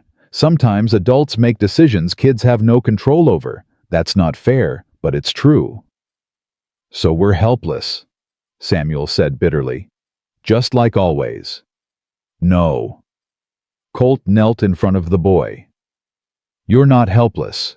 Your voice matters. Your truth matters. Whatever happens, you spoke up for yourself. That's the opposite of helpless." "But what if—" "No more what ifs." Colt's voice was firm but gentle.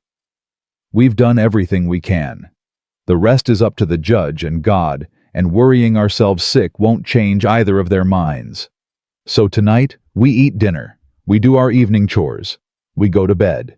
And tomorrow, we get up and do it again. That's how you survive hard things one day at a time." The night before the hearing, Anneth couldn't eat. Her stomach was tied in knots too tight to accept food. She pushed beans around her plate while the children chattered nervously, their anxiety manifesting as excessive energy and silly jokes. After dinner, while washing dishes, Nora sidled up to her. "Miss Anneth, Ma." The girl tested the word carefully. "Can I ask you something?" "Always." "If they take us away, will you forget about us?" Anneth's hands stilled in the dishwater. "Never. Not if I live to be 100. Even if you and Pa have real children someday, children that are yours for real." "Nora." Anneth dried her hands and turned to face the girl. "You are real children. You are mine for real. Maybe not by blood, but by every other measure that matters. And nothing, not a judge's decision, not distance, not time will change that." "Promise?" "I promise." Nora nodded slowly, then surprised Anneth by hugging her tight.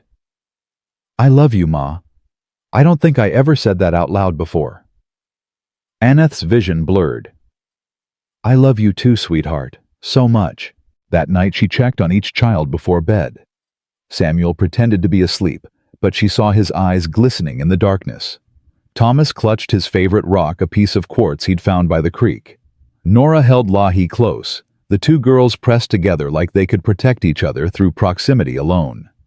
Colt was waiting on the porch when she came out. "They're terrified," she said. "So am I." "What do we do if we lose?" "We've been over this." "No, really. What do we actually do? Do we try to follow them? Do we petition every day? Do we—" Her voice broke. "How do I survive watching them get taken away?" Colt pulled her into his arms. It was the first time he'd held her like this. Not formally, not briefly, but really held her. She buried her face in his chest and let herself shake apart while he held her together.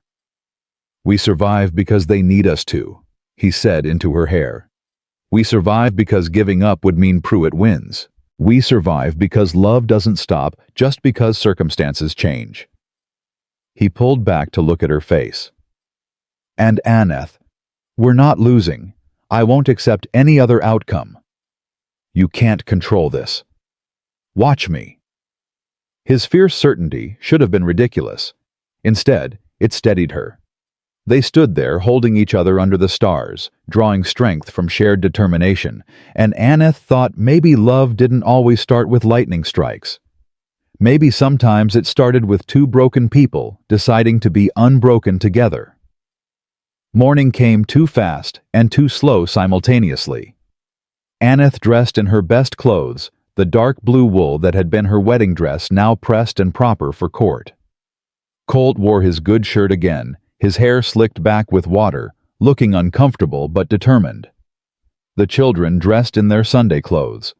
Samuel's pants were getting too short. He was growing fast, but they were clean and mended. Nora had braided Lahi's hair and tied it with a ribbon Anneth had given her.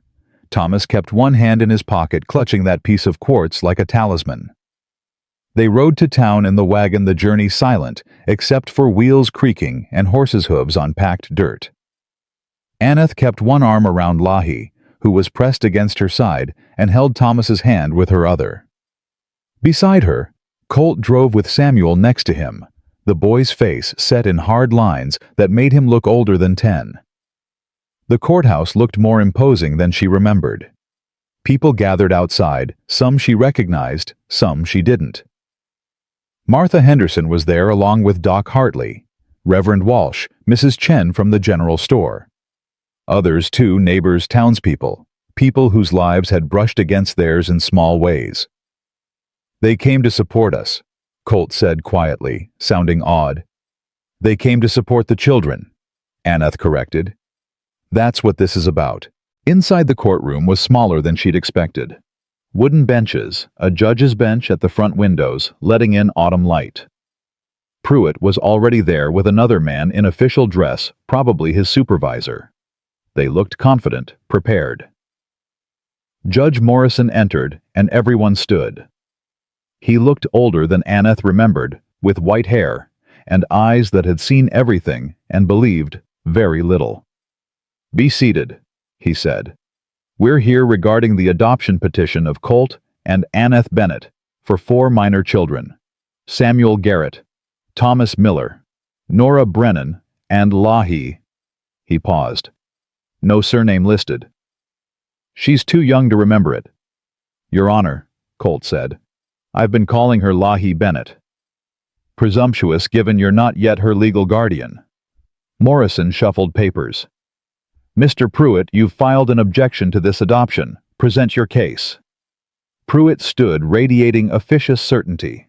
"Your Honor, while the Bennetts may have good intentions, this situation is highly irregular. Mr. Bennett collected these children over the course of a year without proper legal channels. No background investigations, no home studies, no approval from child welfare authorities. He simply took them in." "Because nobody else would," Colt said. Morrison shot him a look, and he subsided. Pruitt continued. "Furthermore, Mr. Bennett was single until 5 days before my initial visit, a timing that suggests marriage of convenience rather than genuine commitment. Mrs. Bennett herself has a troubled history. Her first marriage ended due to her inability to bear children, leaving her emotionally vulnerable and potentially seeking to fill that void through these children." Anneth felt heat flood her face, but she forced herself to stay silent. "Additionally," Pruitt went on, "there's the question of Mr. Bennett's fitness as a guardian. He's a single man, or was until recently, with no family support, living in isolation, with minimal oversight. The children have received no formal schooling until Mrs. Bennett's arrival 3 months ago. The youngest child, this Lahi, is of indigenous descent and should properly be placed in a government facility designed to strip away her culture and make her forget who she is." Colt interrupted, standing. "That's what you mean." "Mr. Bennett, sit down," Morrison said sharply. "Not until I speak my piece." Colt's voice rang through the courtroom. "Those government facilities you're talking about, they're prisons. They take children away from everything they know and punish them for being themselves. Lahi's people died, all of them. I found her half frozen in a mountain pass, and I brought her home because letting her die was unthinkable, and sending her to a government school is just a slower kind of dying." "Mr. Bennett, I'm not finished. You want to talk about irregular. Life is irregular. Those 4 kids sitting right there, they've been through things no child should survive. Fire abandonment, starvation, death. They survived because they're strong and because they got lucky. I gave them a home. Not a perfect home, not a traditional home, but a home where they're safe and wanted. And you want to take that away because it doesn't fit your neat categories of what family should look like." Pruitt stood. "Your Honor, this outburst demonstrates exactly the kind of emotional instability. It demonstrates that he loves those children," a voice called from the back. Martha Henderson stood, chin raised. "I've known Colt Bennett for 5 years. He's the most stable, dependable man I've ever met. And his wife is cut from the same cloth. Those children are thriving under their care." "Mrs. Henderson, this is not the time," Morrison started. "Then when is the time?" Doc Hartley rose. "When those kids are scattered across different orphanages, losing the only family they've got. I've examined all 4 children. They're healthy, well-nourished, and emotionally secure. That's not something you find in every home, traditional or otherwise." "This is highly irregular," Morrison said, but he sounded more interested than annoyed. "So is love," Reverend Walsh added, standing. "So is grace. So is a man who opens his home to the unwanted and unloved. If we only recognized families that looked like everyone else, we'd miss the ones that matter most." More people stood: Mrs. Chen, the blacksmith, others Anneth barely knew. All speaking up, all vouching for the Bennetts, all insisting these children belonged where they were. Pruitt's face had gone red.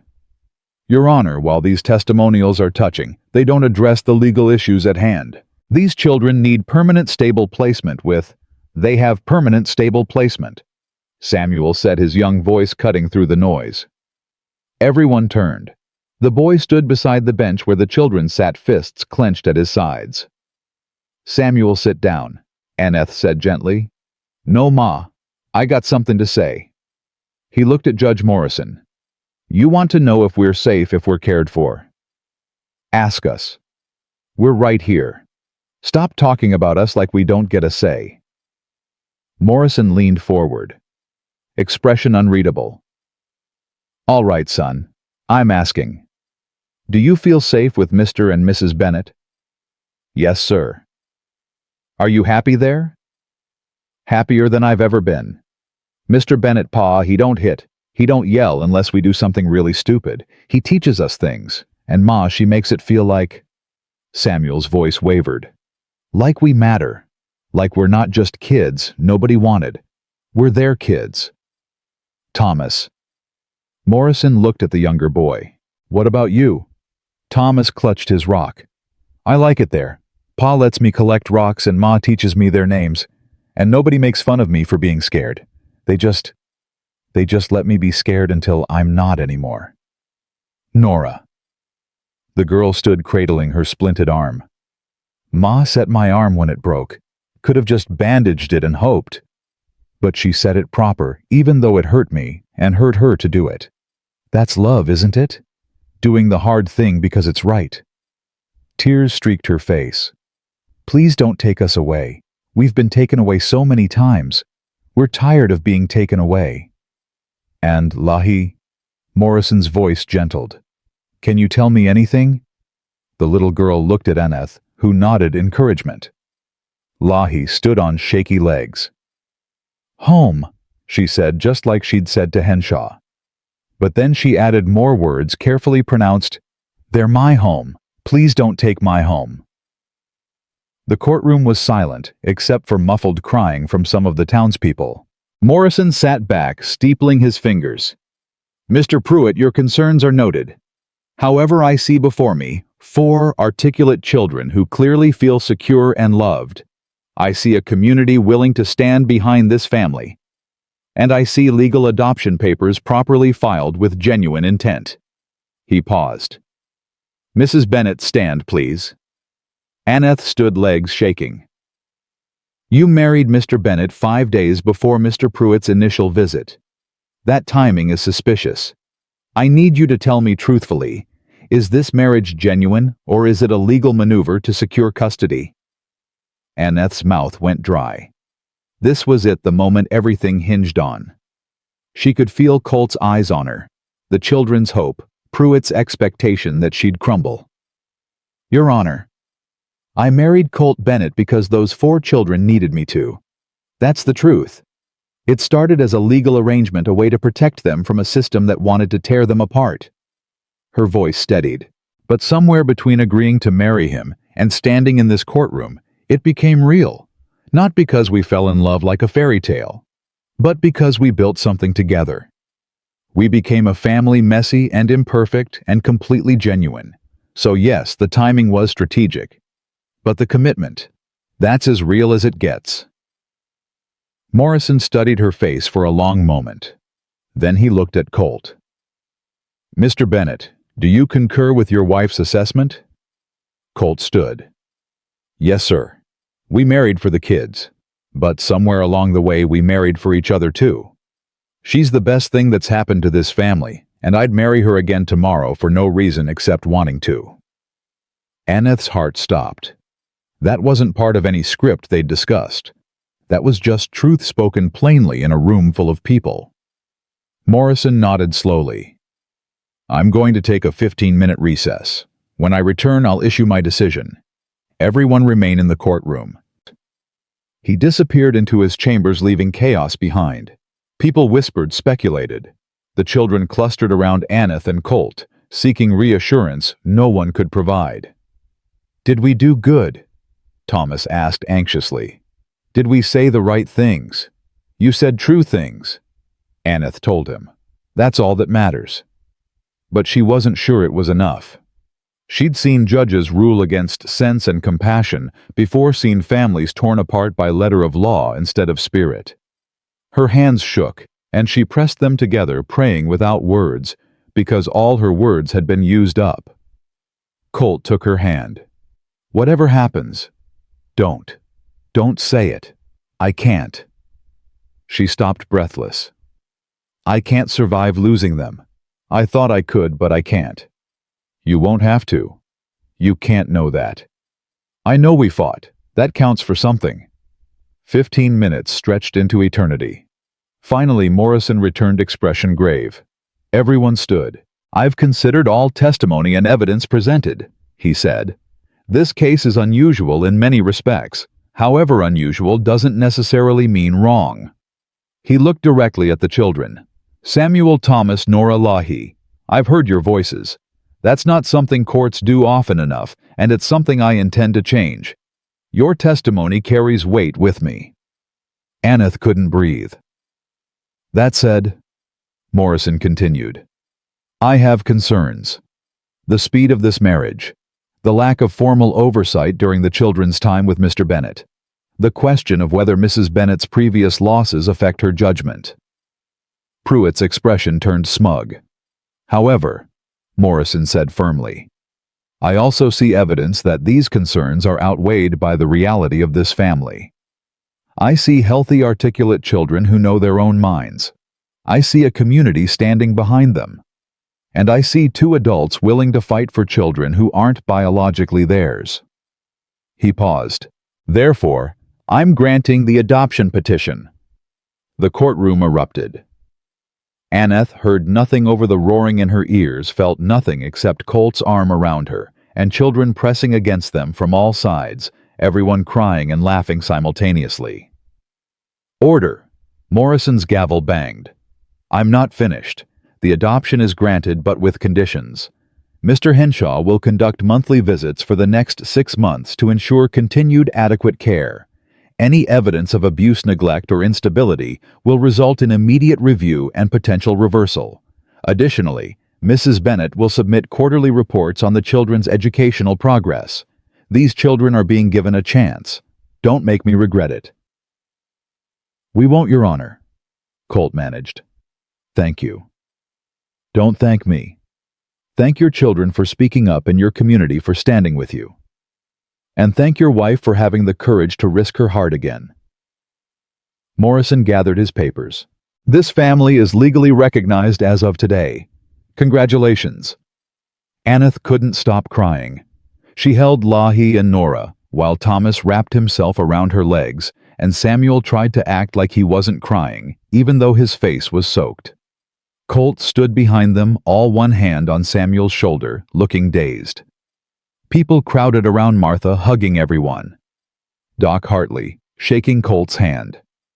Reverend Walsh, blessing them in a voice thick with emotion. Even some of the townspeople they barely knew wanted to offer congratulations. Pruitt left without a word, his supervisor looking uncomfortable but resigned. Outside, the afternoon sun had never looked brighter. They stood on the courthouse steps as a family, legal, now recognized, now real, in ways that mattered to judges and laws and official documents. "Can we go home now?" Lahi asked. Yes, sweetheart, Anneth said. We can go home. Home. The word had never meant so much. The ride home felt different than every other journey they'd made to town. The same dirt road, the same wagon wheels creaking, the same horses pulling steady and sure. But everything had changed. Samuel sat taller. Thomas didn't hide his face when they passed other travelers. Nora hummed something tuneless and happy. Lahi fell asleep against Anneth's shoulder, dead weight and complete trust. We're really keeping them, Colt said quietly, like saying it too loud might break the spell. They're really ours. They were always ours, Anneth replied. Now the world knows it too.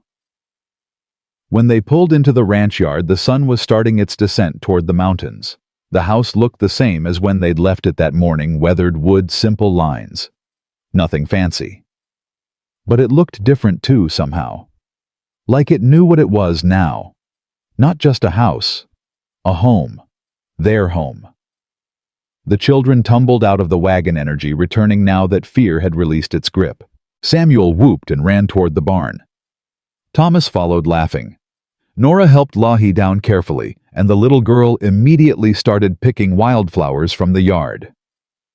I should start dinner, Anneth said, but she didn't move. Just stood there watching her children legal and official and permanent, being young and careless and safe. Dinner can wait. Colt took her hand. Come here. He led her to the porch steps, and they sat together, hands still linked, watching the children play. The autumn air carried the smell of hay and distant smoke from someone's chimney. A hawk circled overhead, hunting. Life continuing like it always did, except now their place in it was secured. I keep waiting to wake up, Anneth admitted. To find out this was a dream, and we're still waiting for the judge's decision. It's real. We made it real. You made it real. Standing up in that courtroom telling them about Lahi and the government schools. I thought Morrison would hold you in contempt. I thought so too, but some things need saying, consequences be damned. Colt squeezed her hand. What you said, though, about our marriage becoming real, did you mean that? Anneth's heart kicked against her ribs. I wouldn't have said it under oath if I didn't mean it. So we're not just partners anymore. Not just two people protecting kids. She turned to look at him fully.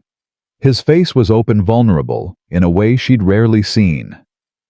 This man who'd faced down lawmen and judges, who'd survived war and loss, looked terrified of her answer. I don't know what we are, she said honestly. But we're more than we were. And I think we could be more still if we wanted. If we let ourselves. I want. The words came out rough. I've wanted for weeks, but didn't think I had the right. This started as arrangement, and you didn't sign up for anything beyond that. People change. Situations change. Anneth's voice steadied. I came here broken, Colt, convinced I had nothing left to give. You showed me that was wrong. Those children showed me. And now I'm standing here legally married to a man I respect and care about, and I'm thinking maybe broken pieces can fit together in new ways. Maybe that's allowed. He lifted her hand and pressed his lips to her knuckles. Simple gesture, but it sent heat flooding through her. We take it slow, no pressure. We're already married, already parents. Everything else we figure it out as we go. Slow sounds good. Mapa. Thomas came running. Can we have a celebration, like a real party? What kind of party? Colt asked. I don't know. Cake, music. Something special, because we're a real family now. Anneth laughed. We don't have cake ingredients, sweetheart. But we could make something special for dinner. Maybe tomorrow we ride to town and get supplies for a proper celebration. Can we invite people like Miss Martha and Doc Hartley and everyone who helped us? That's actually a wonderful idea. Anneth stood mind already planning. A week from now, once we've settled, we'll have a gathering. Thank everyone properly. The children embraced this plan with enthusiasm that lasted all of 10 minutes before they got distracted by evening chores and the cat having kittens in the barn. But the idea stuck. A celebration. A way to mark this moment, this shift from uncertain to permanent. That night after the children were finally asleep, Thomas clutching his adoption papers like a treasure. Nora whispering the new name to herself. Nora Bennett. Nora Bennett. Anneth found herself too restless to sleep. She stepped outside and found Colt already there sitting on the porch rail. "Can't settle either," she asked. "Keep thinking I'll hear hoofbeats. Pruitt coming back to say there was a mistake." There was no mistake. Morrison signed the papers himself. We watched him do it. I know, but fear doesn't listen to logic. He shifted to make room for her beside him. You ever get used to happiness? Or does it always feel like something that might get snatched away? I don't know. I haven't had enough practice at being happy.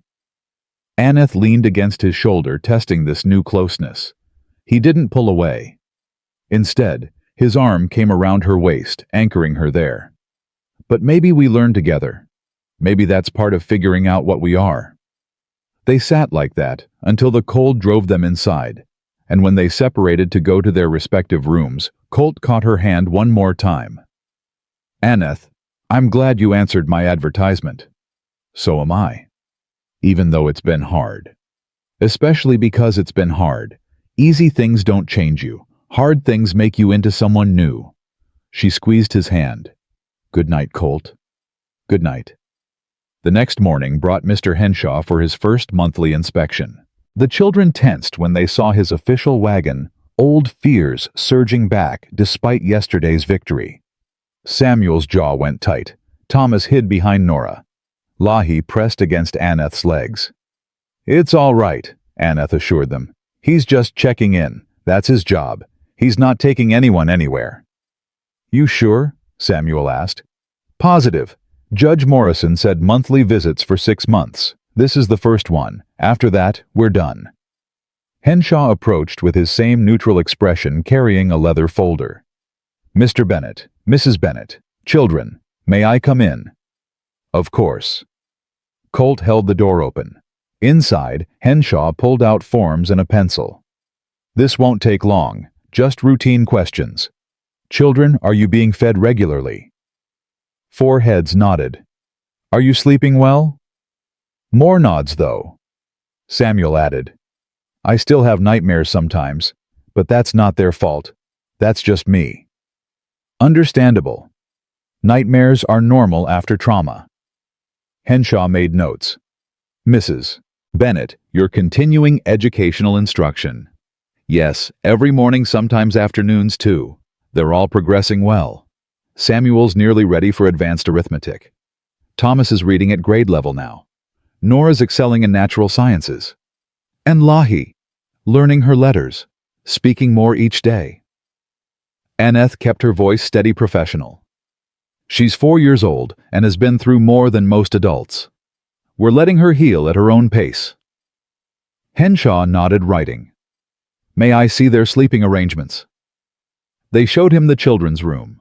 4 small beds lined up neatly, each with a trunk for personal belongings. Simple but clean.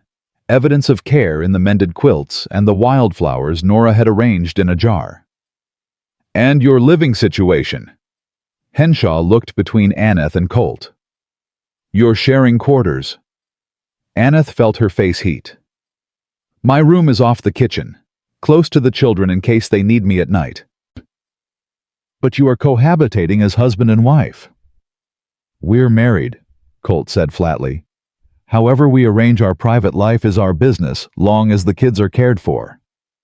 Fair enough. Henshaw made more notes. I'm required to assess whether this adoption is being maintained in good faith, or whether the marriage was solely for legal purposes. It was for legal purposes, Anneth said honestly. Initially. But marriage has a way of becoming real, regardless of why it started. We're committed to each other and to these children. That's what matters. Henshaw studied them both for a long moment. Then, surprisingly, he smiled. "Mrs. Bennett, I've been doing this work for 15 years. I've seen every kind of family arrangement you can imagine. What I've learned is that love matters more than paperwork, and what I see here is love." He closed his folder. "My report will reflect that everything is satisfactory. I'll return next month, but I don't anticipate any problems." After he left, the children released their held breath collectively. Samuel sagged against the table. Thomas started crying with relief. Nora just laughed high and slightly hysterical. "One down," Colt said. "5 more visits, then we're clear." "We can do 5 more, Anneth said. "We can do anything now." Planning the celebration gave them all something positive to focus on. They decided on the following Saturday, enough time to prepare, but not so far away that anticipation turned to anxiety. Anneth made lists food to prepare people to invite chores to finish beforehand. The children threw themselves into preparations with fierce joy. Samuel and Colt built extra benches from scrap lumber. Thomas and Nora picked wildflowers and wove them into garlands. Lahi practiced a song Nora had been teaching her, something about birds and sunshine, simple words she could manage. Anneth baked bread until her arms ached. She made pies from preserved fruit cookies from their precious sugar stores. Martha contributed a ham. Mrs. Chen brought rice and vegetables. Doc Hartley donated a bottle of good whiskey for the adults to toast with proper. Saturday arrived bright and cool. People started showing up around noon. Neighbors from miles around, townspeople who'd stood up in court, even Judge Morrison himself, looking less severe without his robes. "Wanted to see how you were settling," he told Anneth, "and to eat some of that pie I've been hearing about." The yard filled with voices and laughter. Someone brought a fiddle. Someone else had a harmonica. Impromptu music started up, and children, not just theirs, but others from neighboring ranches, ran wild, playing tag and climbing trees. Anneth moved through it all in a daze of gratitude. These people had come, had celebrated with them, had made this strange, cobbled-together family feel legitimate and real. She was checking on food when Martha found her. "You did good, dear. Real good." "We got lucky. Judge Morrison could have gone the other way." "Luck had nothing to do with it. You fought. That's what made the difference." Martha squeezed her arm. "And between you and me, you and Colt are going to be just fine. I see the way he looks at you when he thinks nobody's watching." "We're taking it slow." "Slow's smart, but don't take too slow. Hear me. Life's short. Love's rare. When you find both, you grab on with both hands." Later, as the sun started sinking, Reverend Walsh called for attention. "I'd like to say a few words, if I may." He waited for quiet. "We're gathered here to celebrate a family. Not a traditional family by some measures. But the best families rarely are traditional. They're the ones built on choice, on commitment, on love that persists despite difficulty." He raised his glass.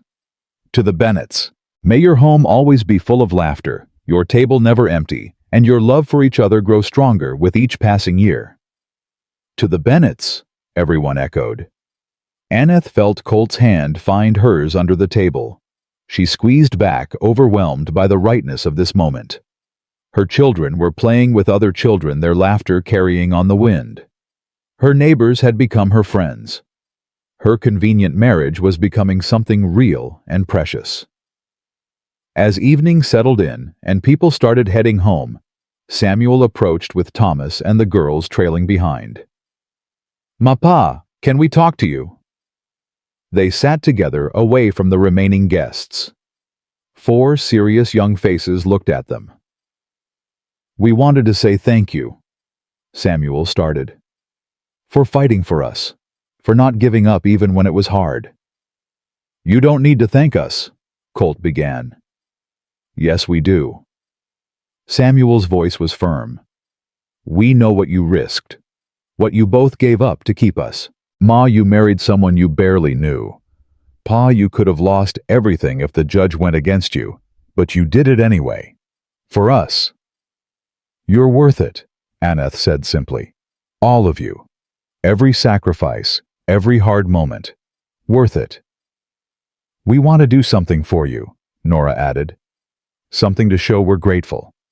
What did you have in mind? Thomas produced a folded paper from his pocket. We wrote something. A promise. Can we read it? Of course. Samuel took the paper, cleared his throat. We, the children of the Bennett family, make this promise. We promise to work hard and learn everything you teach us. We promise to help each other and not fight too much. We promise to remember that family isn't about blood. It's about choosing to stay even when things are hard. We promise to make you proud. And we promise to love you forever, even when we're grown and gone, because you loved us first when nobody else would. His voice cracked on the last words. Anneth couldn't see through her tears, couldn't speak past the lump in her throat. Beside her, Colt wasn't doing much better. That's the best gift anyone's ever given me, he managed finally. Thank you. We mean it, Thomas said earnestly. Every word. We know you do, sweetheart. We know. After the children went to bed that night, exhausted from excitement and celebration, Anneth and Colt sat together on the porch steps, watching stars emerge. Today was perfect, she said. Everything I didn't know I wanted. It was good. He paused. Anneth, I need to tell you something. Her stomach clenched. What?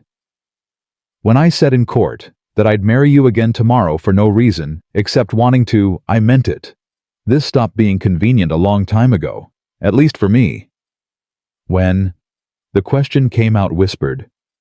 That first night when you set Nora's arm, watching you be strong and gentle at the same time, seeing how much you cared, even though you'd only known her a few weeks, something shifted. And then every day after watching you with them, watching you become their mother, in every way that matters.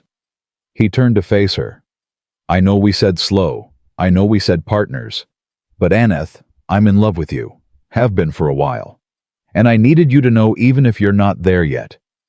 Even if you never get there.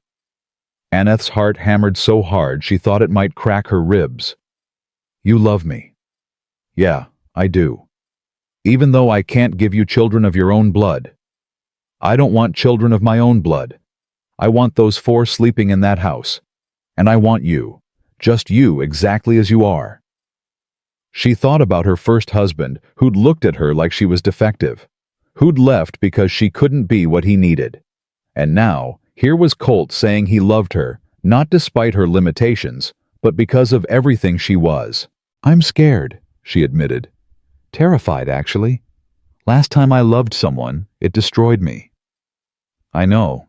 And I'm not asking you to say it back. I'm just asking you to let me love you. Let me show you that not all love ends in pain. What if I can't? What if I'm too broken? You're not broken. You're cautious. That's smart. He tucked a strand of hair behind her ear, touch gentle. Take all the time you need. I'm not going anywhere. She leaned into his touch, letting herself trust this warmth. Ask me again in a month. Maybe I'll have an answer then.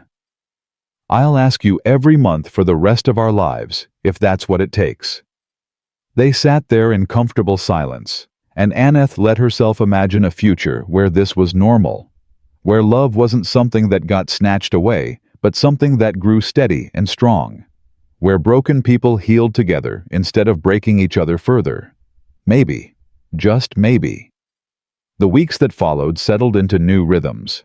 Henshaw came for his second inspection and found everything satisfactory. The children thrived. Samuel shot up 2 inches and needed new pants. Thomas's reading improved dramatically. Nora started teaching Lahi basic arithmetic, and Lahi's nightmares decreased in frequency. And Anneth and Colt circled each other like dancers learning new steps.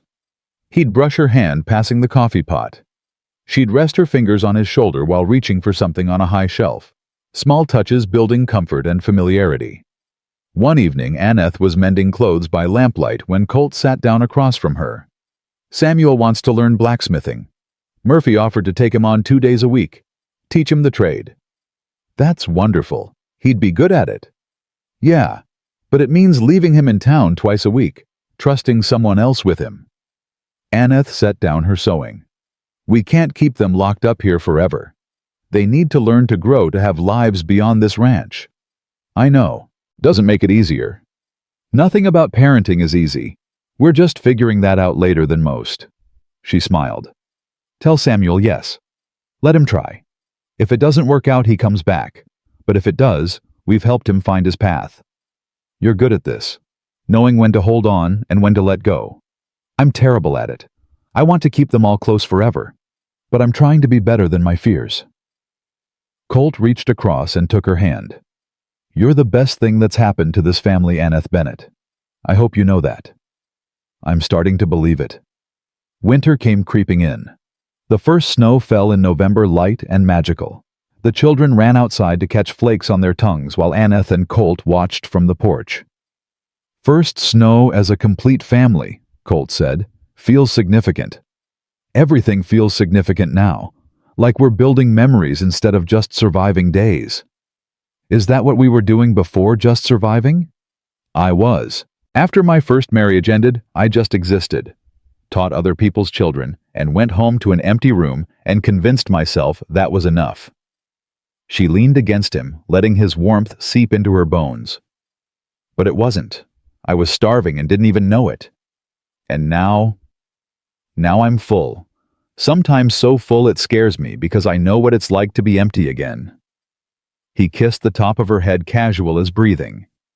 They'd gotten comfortable with these small intimacies, though they still kept separate rooms, still moved carefully around the bigger questions. December brought the third inspection from Henshaw. He spent less time questioning, more time observing. Watched Anneth teach a lesson on Wyoming geography, using Thomas's rock collection. Watched Colt patiently help Samuel repair a saddle. Watched Nora read to Lahi from a picture book. You've built something good here, he told them before leaving. Really good. Judge Morrison will be pleased with my reports. How many more visits? Samuel asked after Henshaw left. 3. March, April, May. Then we're done with inspections forever. Good. I like Mr. Henshaw fine, but I'm tired of being watched. Me too, son. Me too. Christmas arrived, and with it, a question Anneth hadn't anticipated. Ma? Nora asked while they were baking. Do we do Christmas presents? I don't know. Do you want to? I don't know what Pa would want, or you, or the boys, or Lahi. I never had to think about presents before. Anneth set down her rolling pin. How about we make presents things from the heart instead of store-bought? Like what? I could teach you embroidery. You could make Pa a handkerchief with his initials. Samuel could carve something for Thomas from that wood he's been collecting. Thomas could paint rocks for everyone. You know how proud he is of his rock art. And Lahi could draw pictures. What about you and Pa? What would you make? Good question. Anneth thought about it. I could make new shirts for the boys, they're both growing so fast. And maybe something special for you and Lahi. What about for Pa? What do you think he needs? Nora considered this seriously. He needs to smile more. He's happy now, but he still forgets sometimes that it's okay to be happy. Can you make something that reminds him?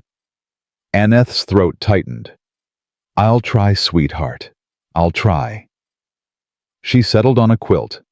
Spent her evenings after the children slept piecing together fabric scraps, bits from outgrown clothes, remnants from mending projects, even a piece of her own wedding dress. A quilt made from their life together, tangible proof of family, built from fragments. Christmas morning arrived cold and bright. They gathered around the fire, and the children presented their gifts with nervous pride. Samuel had carved a wooden bird for Thomas' wings spread in flight. Thomas had painted rocks for everyone, each one carefully decorated with patterns and symbols. Nora's embroidered handkerchief for Colt had his initials slightly crooked, but made with such care it was beautiful. Lahi gave everyone drawings, stick figures holding hands under a smiling sun. When Anneth presented the quilt, Colt just stared at it. It's made from us, she explained quietly. Pieces of our life here. So you remember that happiness isn't something you have to apologize for. He pulled her into his arms right there in front of the children and held her like she was something precious. "Thank you," he said roughly. "For this. For everything." "Pa's crying," Thomas whispered. "Those are good tears," Nora assured him. "The best kind." That night, after celebration and too much food and the children finally asleep, Colt found Anneth on the porch again. Their place now where they talked through hard things and good things and everything between. "I love you," he said without preamble. "It's been a month. You said ask again in a month." "I did say that. So I'm asking. Not asking you to say it back. Just asking if you'll let me keep loving you." Anneth turned to face him fully. "I've been thinking about love, about what it means. My first husband loved me, or thought he did when I was perfect and useful. When I could give him what he wanted. That love was conditional. It had an expiration date I just didn't see coming." She took his hands. "But you've seen me at my worst. You've seen me broken and scared and failing. And you stayed. That's different. That's real." "Does that mean—" "It means I love you too. I've probably loved you since you said those 4 words in the kitchen. I've got enough kids for both of us. Like my biggest failure was just irrelevant instead of defining. I've been too scared to say it out loud, but I'm tired of being scared." He kissed her, then properly kissed her for the first time since their formal peck in the courthouse. This was different, searching, promising, claiming. When they broke apart, both breathing hard, he rested his forehead against hers. "So we're doing this for real. We've been doing this for real. Now we're just admitting it. My room or yours?" She laughed breathlessly. "Neither. Not yet. Slow. Remember." "How slow?" "Slow enough that when we finally do, it's because we can't stand to be apart anymore. Not because we think we should or because it's expected. Because we need it. I need it now." "Not quite enough. Soon, though. I promise." They stayed on the porch long into the night, holding each other, planning a future that had stopped being hypothetical and started being real. And when they finally separated to their separate rooms, it felt less like distance and more like anticipation. Something was building between them. Something inevitable and right. Soon, Anneth thought as she lay in bed. Very soon. January brought the kind of cold that made your bones ache and your breath freeze in the air. Anneth woke one morning to find ice crystals on the inside of her window and Lahi standing in her doorway, shivering in her nightgown. "Bad dream?" Anneth asked, lifting the blankets in invitation. Lahi nodded and climbed in, pressing her cold feet against Anneth's legs. They lay there together, while pale dawn light crept across the floor, and Anneth thought about how normal this had become, a child seeking comfort. A mother providing it. Simple, essential, real. "Ma," Lahi's voice was small in the quiet. "Are you and Pa gonna have a baby?" Anneth's breath caught. "What makes you ask that, sweetheart?" "Nora said married people have babies. But you've been married a long time now, and there's no baby." How did you explain adult complexities to a 4-year-old? Anneth chose simple truth. "Some married people have babies, some don't. Pa and I are happy with you and your brothers and sister. We don't need anything else." "But what if you want a baby that's really yours?" "Lahi, look at me." Anneth waited until the girl's dark eyes met hers. "You are really mine. All of you are. My body might not have made you, but my heart did. That's what matters. Promise?" "Promise." Lahi settled back against her, satisfied. They stayed there until breakfast sounds started in the kitchen. Colt moving around, starting coffee, probably burning something because he always burned the first batch of flapjacks. When Anneth emerged with Lahi, she found the kitchen in cheerful chaos. Thomas had spilled flour trying to help. Samuel was arguing with Nora about the proper way to set a table. And Colt stood at the stove with a sheepish expression and a pan of charred flapjacks. "Don't say it," he warned. "Say what?" "That you burn breakfast every single morning." "I don't burn it every morning." "Name one morning you didn't burn something." He opened his mouth, closed it, then grinned. "Can't. but I keep trying. That you do. She moved to help, brushing past him close enough that their shoulders touched. Small contact, but it sent warmth through her that had nothing to do with the stove. After breakfast, while the children did their morning chores, Colt pulled Anneth aside. Need to talk to you about something. Her stomach clenched. What's wrong? Nothing's wrong. Just got a letter from the territorial office. They're sending someone in March for a final evaluation. One more inspection beyond Henshaw's visits. If we pass, the adoption is permanent with no more oversight. That's good news. Yeah, but it's also the last hurdle. The last chance for them to find something wrong and take it all back. Anneth took his hands. Then we make sure there's nothing wrong to find. We keep doing what we're doing, loving these children, building our family, being honest about who we are. That's all we can do. What if it's not enough? It will be. It has to be. She squeezed his hands. We've come too far to fail now. But fear had wormed its way in, and over the following weeks it manifested in small ways. Colt became hyper-vigilant about chores being done perfectly. Anneth pushed the children harder in their lessons. Everyone felt the pressure, though nobody talked about it directly. Until Samuel exploded. It was a Tuesday morning in late January. Anneth was teaching arithmetic, and Samuel kept making mistakes, simple ones he'd mastered months ago. After the fifth error, she made him redo the entire problem set. This is stupid, he muttered. Excuse me. I said this is stupid. I already know how to do this. Why do I have to prove it over and over? Because practice makes. Because you're scared. Samuel stood knocking over his slate. You're scared the inspector's gonna come and decide we're not good enough, so you're making us be perfect all the time. But we're not perfect. We're just kids. The other children had gone very still. Anneth felt her face heat. Samuel, that's not. It is you and Pa both always watching everything we do, making sure we don't mess up. Well, guess what? I'm gonna mess up. Thomas is gonna mess up. We're kids, and kids mess up, and if some stupid inspector can't see that we're still a good family anyway, then maybe we don't want to be in this family. He ran outside, slamming the door behind him. In the silence that followed, Thomas started crying quietly. Nora put an arm around him. Lahi looked at Anneth with wide, scared eyes. Is Samuel right? Nora asked quietly. Are you scared of the inspector? Anneth sank into a chair. No point lying now. Yes. I'm terrified. We've worked so hard to build this family, and the thought of losing it, losing any of you, makes me want to do everything perfectly so nobody can find fault. But you're making us scared too, Nora said. When you're scared, we're scared, and then nobody's happy anymore.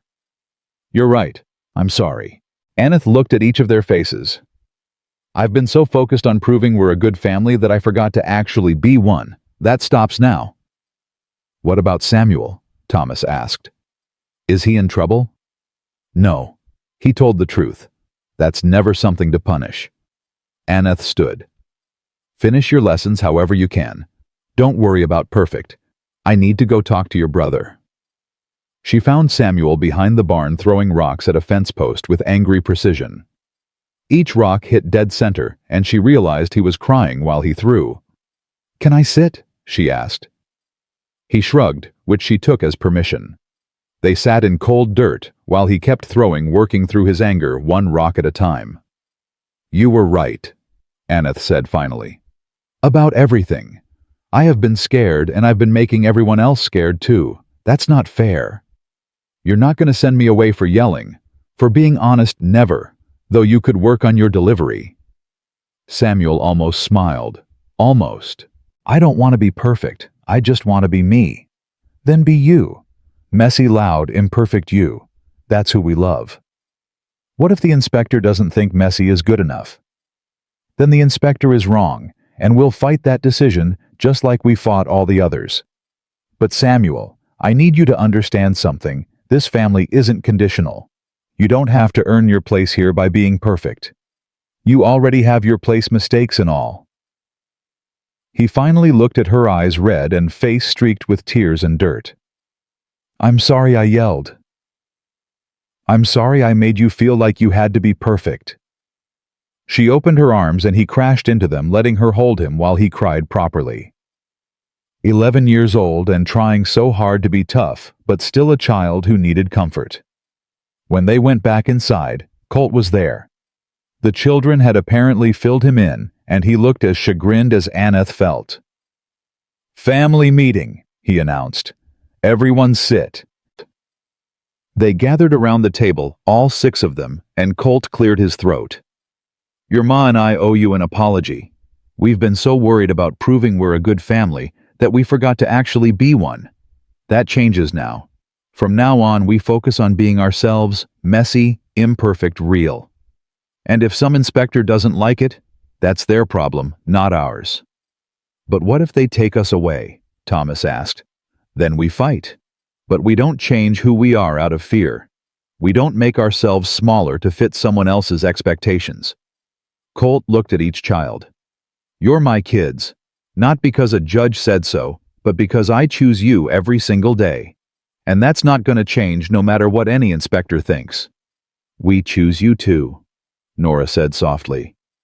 "Even when you're annoying and worried and making us practice arithmetic too much." Anneth laughed wetly. "Fair enough." They spent the rest of that day deliberately being imperfect. Burned lunch and nobody cared. Let Thomas read at his own pace instead of pushing. Let Samuel work on blacksmithing plans instead of schoolwork. Let Nora and Lahi make a mess with paint.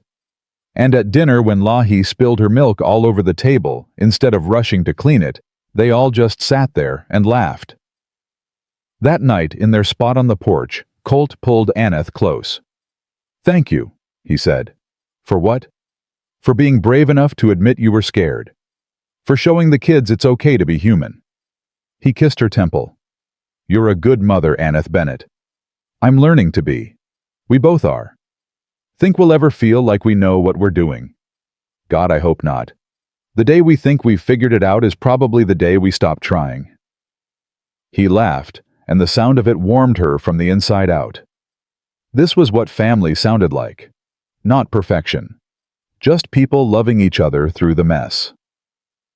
February brought a crisis of a different kind. Anneth woke one morning to find Nora's bed empty. Panic hit immediately. Where was she? Why hadn't she said anything? But then Anneth heard retching from outside and found the girl behind the house vomiting into the dirt.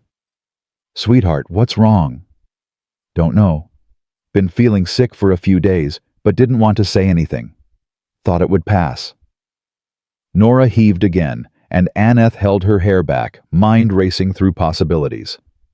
When the sickness finally subsided, Anneth helped Nora back inside and made her lie down.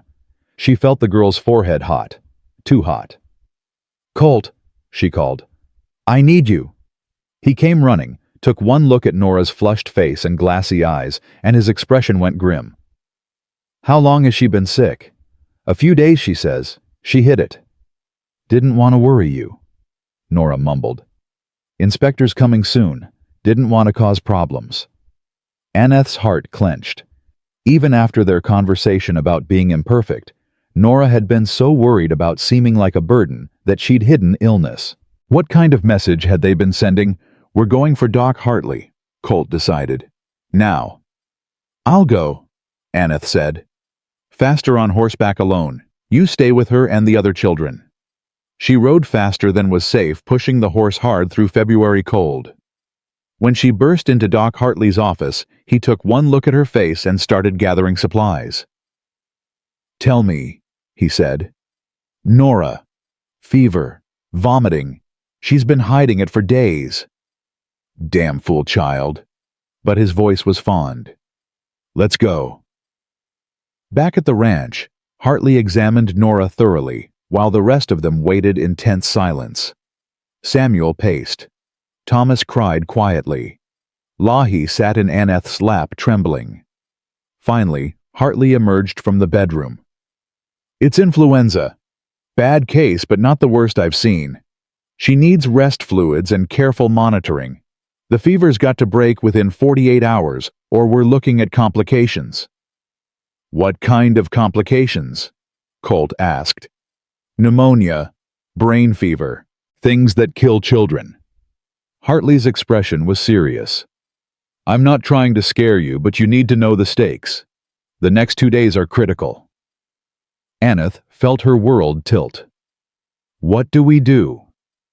"Cool cloths for the fever, broth if she can keep it down, someone with her at all times, and pray. Never hurts to pray." They set up shifts. Anneth took the first watch, sitting beside Nora's bed with a basin of cool water and clean cloths. The girl drifted in and out of consciousness, sometimes lucid, sometimes delirious. "Ma," she mumbled during a lucid moment. "Am I gonna die?" "No, baby. You're going to be fine." "Promise." Anneth wanted to promise. Wanted to guarantee that nothing bad would happen, that love could protect against illness and fear and death. But she'd learned that promises you couldn't keep were worse than no promises at all. "I promise I'll fight for you with everything I have. I promise I won't leave your side. And I promise that whatever happens, you're loved. So completely loved." Nora's hand found hers. "Love you too, Ma."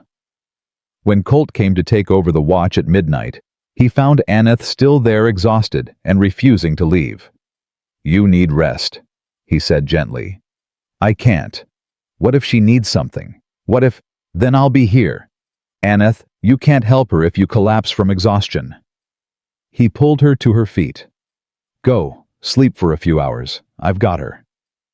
She forced herself to leave to lie down in her own bed, but sleep wouldn't come.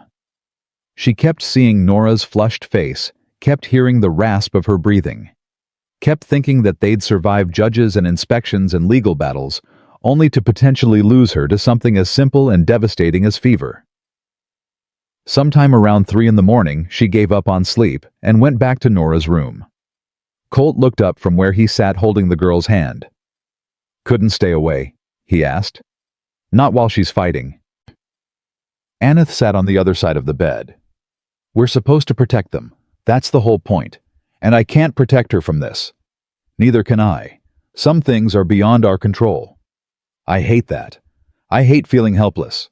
I know, but sometimes being helpless is part of loving someone. You stay anyway, even when you can't fix it. You hold their hand through the dark, and hope morning comes." They sat vigil together through the long hours before dawn. Nora's fever climbed higher, and she started thrashing, caught in delirious dreams. They held her down gently, changed sweat-soaked sheets, whispered reassurances she probably couldn't hear. Samuel appeared in the doorway around 5, looking small and scared in his nightshirt. "Is she gonna die?" he asked bluntly. "Not if we can help it," Colt said. "Can I sit with her? I'll be quiet."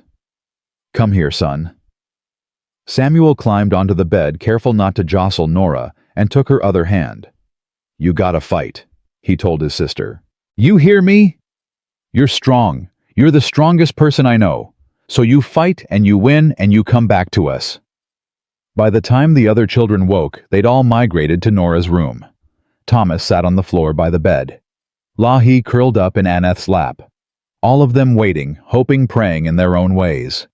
Doc Hartley came back at noon to check on her. His expression was grave. "Fever's still climbing, if it doesn't break soon." He trailed off, but they all understood. "What else can we do?" Anneth asked desperately. "What you're doing. Be here. Love her. Sometimes that matters more than medicine." The afternoon stretched into evening. Nora's breathing grew more labored. Her skin burned like fire, and Anneth sat there holding her daughter's hand, whispering every prayer she'd ever learned and making up new ones.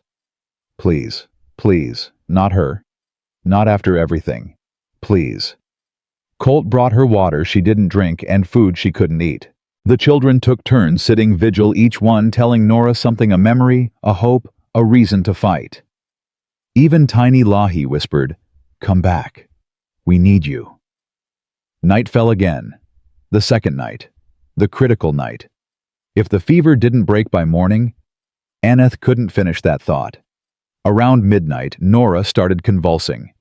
Her whole body seized and Anneth screamed for Colt. He held the girl's shoulders while Anneth tried to keep her from biting her tongue, and for long, terrifying minutes they thought they were losing her. Then, as suddenly as it started, the convulsions stopped. Nora went limp and still, and for one horrible moment, Anneth thought she'd died. But then she felt breath faint, but there. "Get Doc Hartley," Colt said roughly. "Now."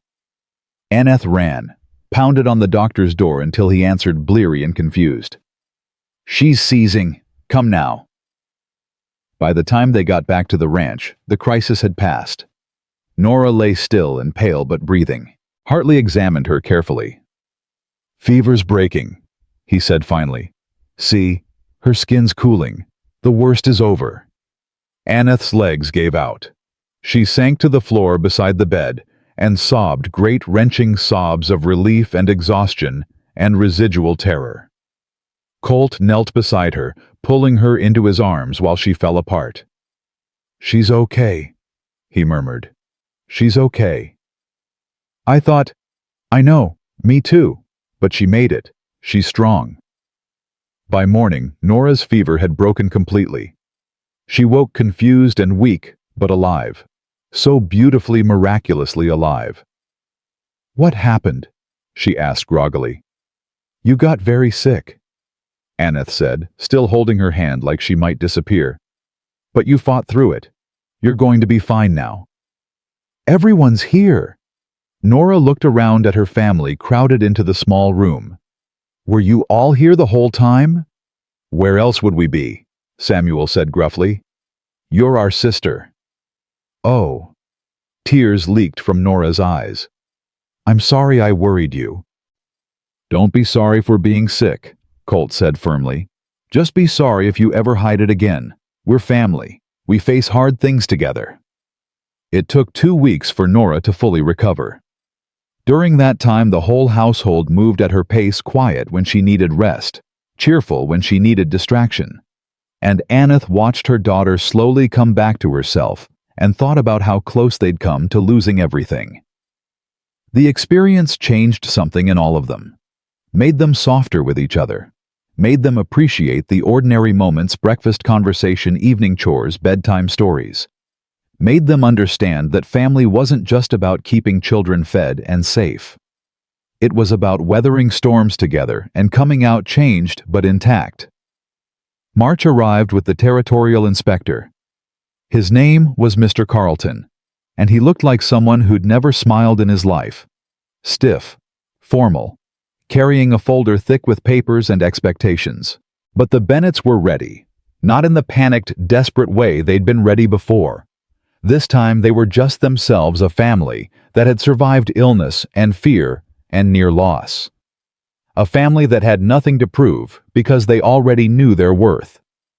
Carlton inspected everything, asked probing questions, watched how they interacted, interviewed each child separately, then together, examined their schoolwork, their living quarters, their food stores. He spent an entire day observing, making notes, revealing nothing. When he finally sat down with Anneth and Colt that evening, his expression was unreadable. "I've completed my evaluation," he said. Anneth's heart hammered. This was it, the final judgment. "Your family is unusual," Carlton continued. "Children from different backgrounds, different circumstances. A marriage that by all accounts started as convenience. Living conditions that are adequate but not luxurious. And yet," Colt prompted, "and yet I see something here that's increasingly rare. I see children who are genuinely happy, who trust the adults in their lives, who are thriving despite difficult pasts. I see two people who've committed themselves completely to these children's well-being. And I see love, messy, imperfect, but absolutely real." Anneth couldn't breathe. "My recommendation to the territorial office will be that this adoption be finalized with no further oversight required. The Bennett family has proven itself capable, committed, and genuine. You've done good work here." Relief hit so hard, Anneth thought she might faint. Beside her, Colt made a sound that might have been a laugh, or a sob, or both. "Thank you," he managed. "Don't thank me. Thank yourselves for building something worth protecting." Carlton stood. "My report will be filed within the week. You should receive final confirmation by April. Congratulations." After he left, they stood in the yard watching his wagon disappear down the road. Then Colt turned to Anneth and kissed her deep and desperate and full of joy and relief and love that had been building for months. "We did it," he said against her lips. "We actually did it. We did it." She kissed him back, not caring that children might be watching, not caring about anything except this moment. "They're ours. Really, truly ours." The children came flooding out, then having clearly been watching from the windows. Everyone talked at once, celebrating and laughing and crying. Samuel picked up Lahi and spun her around. Thomas grabbed Nora in a hug that made her squeak. And Anneth stood in the middle of it all thinking this. This was what she'd been searching for her whole life. Not perfection, just this. This beautiful, chaotic, completely imperfect love. That night, after the children were finally asleep, too excited to settle, but eventually worn down by their own joy, Colt found Anneth packing up the documents they'd accumulated over the months. Court papers, adoption files, inspection reports. Evidence of a battle fought and won. "What are you doing?" he asked. "Putting these away. We don't need them anymore. We're just a family now, not a family in progress." "Anneth." He turned her to face him. "Move into my room." Her breath caught. "What?" "Move into my room. Not because we have to anymore. Not for appearances or inspections or any reason except that I love you, and I'm tired of sleeping alone when the woman I love is just down the hall." "Colt. If it's too fast, tell me. If you need more time, I'll wait. But if you're ready, if you want this too, then stop waiting for the perfect moment. We're past that. We're just us now building a life together. Let's build all of it." Anneth thought about the past months. The way they'd grown from strangers to partners to something deeper. The way he'd stood beside her through every crisis. The way he loved their children with fierce protective tenderness. The way he loved her not despite her perceived flaws, but because of everything she was. "Yes," she said. "Yes, I'll move into your room. I'll share your bed and your life and everything that comes with it. Because I love you, Colt Bennett, and I'm tired of being careful with my heart." He kissed her then, and it was different from every other kiss. This one was a promise. A beginning. A choice to stop holding back and start living fully. That night, for the first time, they fell asleep tangled together. And when Anneth woke in the morning to find Colt's arm around her waist and spring light streaming through the window, she thought about the woman who'd stepped off that supply wagon months ago. Broken. Hopeless. Convinced she had nothing left to give. She'd been so wrong. April brought the official letter. The adoption was finalized. No more inspections, no more oversight, no more proving themselves worthy. They were simply the Bennetts, Colt, Anneth, Samuel Thomas, Nora, and Lahi. A family built on choice and sealed with love. They celebrated quietly, just the six of them. Made a special dinner, told stories, laughed until their stomachs hurt. And that night, when Anneth tucked each child into bed, she whispered the same thing to each one. "You're mine, forever mine. Nothing can change that now." May arrived with warmth and wildflowers. Anneth started a garden, vegetables and flowers mixed together in beautiful chaos. The children helped, getting dirt under their nails and sun on their faces. Samuel split his time between the ranch and the blacksmith's shop, learning a trade that made him light up with pride. Thomas's rock collection had grown to over 50 specimens, each one carefully labeled and displayed. Nora read books at a voracious pace and started teaching Lahi more advanced lessons. And Lahi, precious Lahi, who'd been silent and scared, sang while she worked and laughed freely, and called them Ma and Pa without hesitation. One evening, while the children played after supper and the setting sun painted everything gold, Colt pulled Anneth aside. "Come with me. Want to show you something." He led her to the oak tree on the hill overlooking the ranch. Someone had built a bench there, rough but serviceable, made from the same wood Samuel used for his projects. "Samuel made it," Colt confirmed. "Said every family needs a spot for talking, somewhere parents can go when they need a minute." They sat together looking down at their home. Smoke curled from the chimney. Children's voices carried on the wind. Everything looked peaceful and right and exactly how it should be. "You ever think about how we got here?" Colt asked. "All the things that had to go wrong first to make this possible. Every day. If my first marriage hadn't failed, I never would have answered your advertisement. If you hadn't lost Emily, you might not have opened your home to unwanted children. If Samuel and Thomas and Nora and Lahi hadn't been abandoned or orphaned..." She stopped.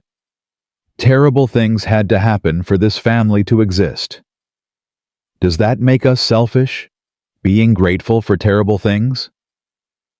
No. It makes us human. We didn't cause those terrible things. We just built something good from the rubble. She leaned against him. "Besides, I think the children would say it was worth it. All the pain that came before, it led them here. To safety. To love. To home." "You really believe that?" "I do. And I think someday, when they're grown and gone, they'll look back and realize that the worst thing that ever happened to them led to the best thing. That's not selfish. That's redemption." Colt kissed her temple. "You're a wise woman, Anneth Bennett. I'm a woman who's learned that broken things can be made whole in unexpected ways." She turned to face him. "Thank you." "For what?" "For seeing me. For seeing past what I couldn't do to what I could. For giving me a family when I thought that chance was gone forever. For loving me when I'd forgotten how to love myself." "Anneth." "Let me finish. My first husband told me I was broken, that I'd failed at the most basic thing a woman was supposed to do, and I believed him for so long. But you showed me that family isn't about biology. It's about showing up. It's about choosing love every single day, even when it's hard. You gave me 4 children who didn't come from my body, but who live in my heart like they always belonged there. And I need you to know, this is enough. More than enough. This is everything." He pulled her close, and they sat there as stars began appearing overhead. Their children's laughter drifted up from the house. Somewhere, a coyote howled. The wind carried the smell of growing things and possibility. "I love you," Colt said simply. "Not for what you've given me, but for who you are. Strong and stubborn and brave enough to risk your heart again. I love you, and I'm grateful every damn day that you stepped off that wagon and into our lives. I love you too, so much it scares me sometimes. Good scared or bad scared? Good scared, the kind that means something matters enough to be terrifying." They walked back to the house hand in hand as darkness settled in. Through the windows they could see their children getting ready for bed, Samuel helping Thomas find his nightshirt, Nora braiding Lahi's hair, all of them moving through routines that had become sacred through repetition. Inside, they tucked each child in with kisses and quiet words. Then they retreated to their own room, their shared room now, with 2 lives tangled together in ways that felt both new and ancient. That night, lying in bed with Colt's breathing steady beside her and moonlight silvering the floor, Anneth thought about the journey that had brought her here. Every loss, every failure, every moment she'd wanted to give up. They'd all been necessary. All led to this moment, this family, this love. She'd come to Wyoming believing her life was over, believing she had nothing left to give and nothing left to hope for. She'd been wrong about everything. Her life hadn't ended. It had been waiting to begin. And it had begun the moment a gruff cowboy looked at her biggest failure and said, "Good, I've got enough kids for both of us." Those words had changed everything, had given her permission to stop seeing herself through the lens of what she couldn't do and start seeing what she could. Teacher, mother, wife, partner. Not despite her past losses, but alongside them. Carrying them, but not defined by them. She reached out in the darkness and found Colt's hand. He squeezed back, half asleep, but present. Always present. This was enough. This was everything. This was home. And in the morning, when the sun rose over their ranch and their children woke to another ordinary precious day, Anneth would rise too. Would make breakfast, and teach lessons, and mend clothes, and do all the small essential tasks that made a family run. Not because she had to. Not to prove anything to anyone. But because this was her life now. Hard-won and imperfect and completely beautifully real. A family built not on blood, but on choice. On commitment. On love that persisted through every obstacle until it became unbreakable. She'd thought her heart had been shattered beyond repair.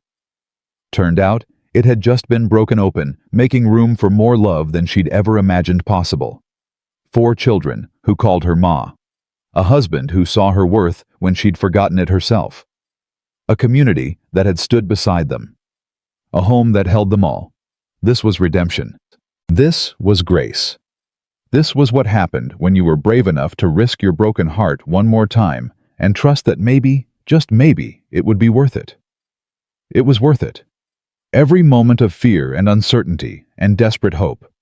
Every battle fought and won. Every tear shed and prayer whispered into the dark. All of it led here to this perfect, imperfect life. And as sleep pulled her under, surrounded by everyone she loved, Anneth Bennett knew with absolute certainty she was exactly where she belonged, with exactly who she belonged with. Living exactly the life she was meant to live. They were family. Real and legal and permanent. And nothing would ever take that away again.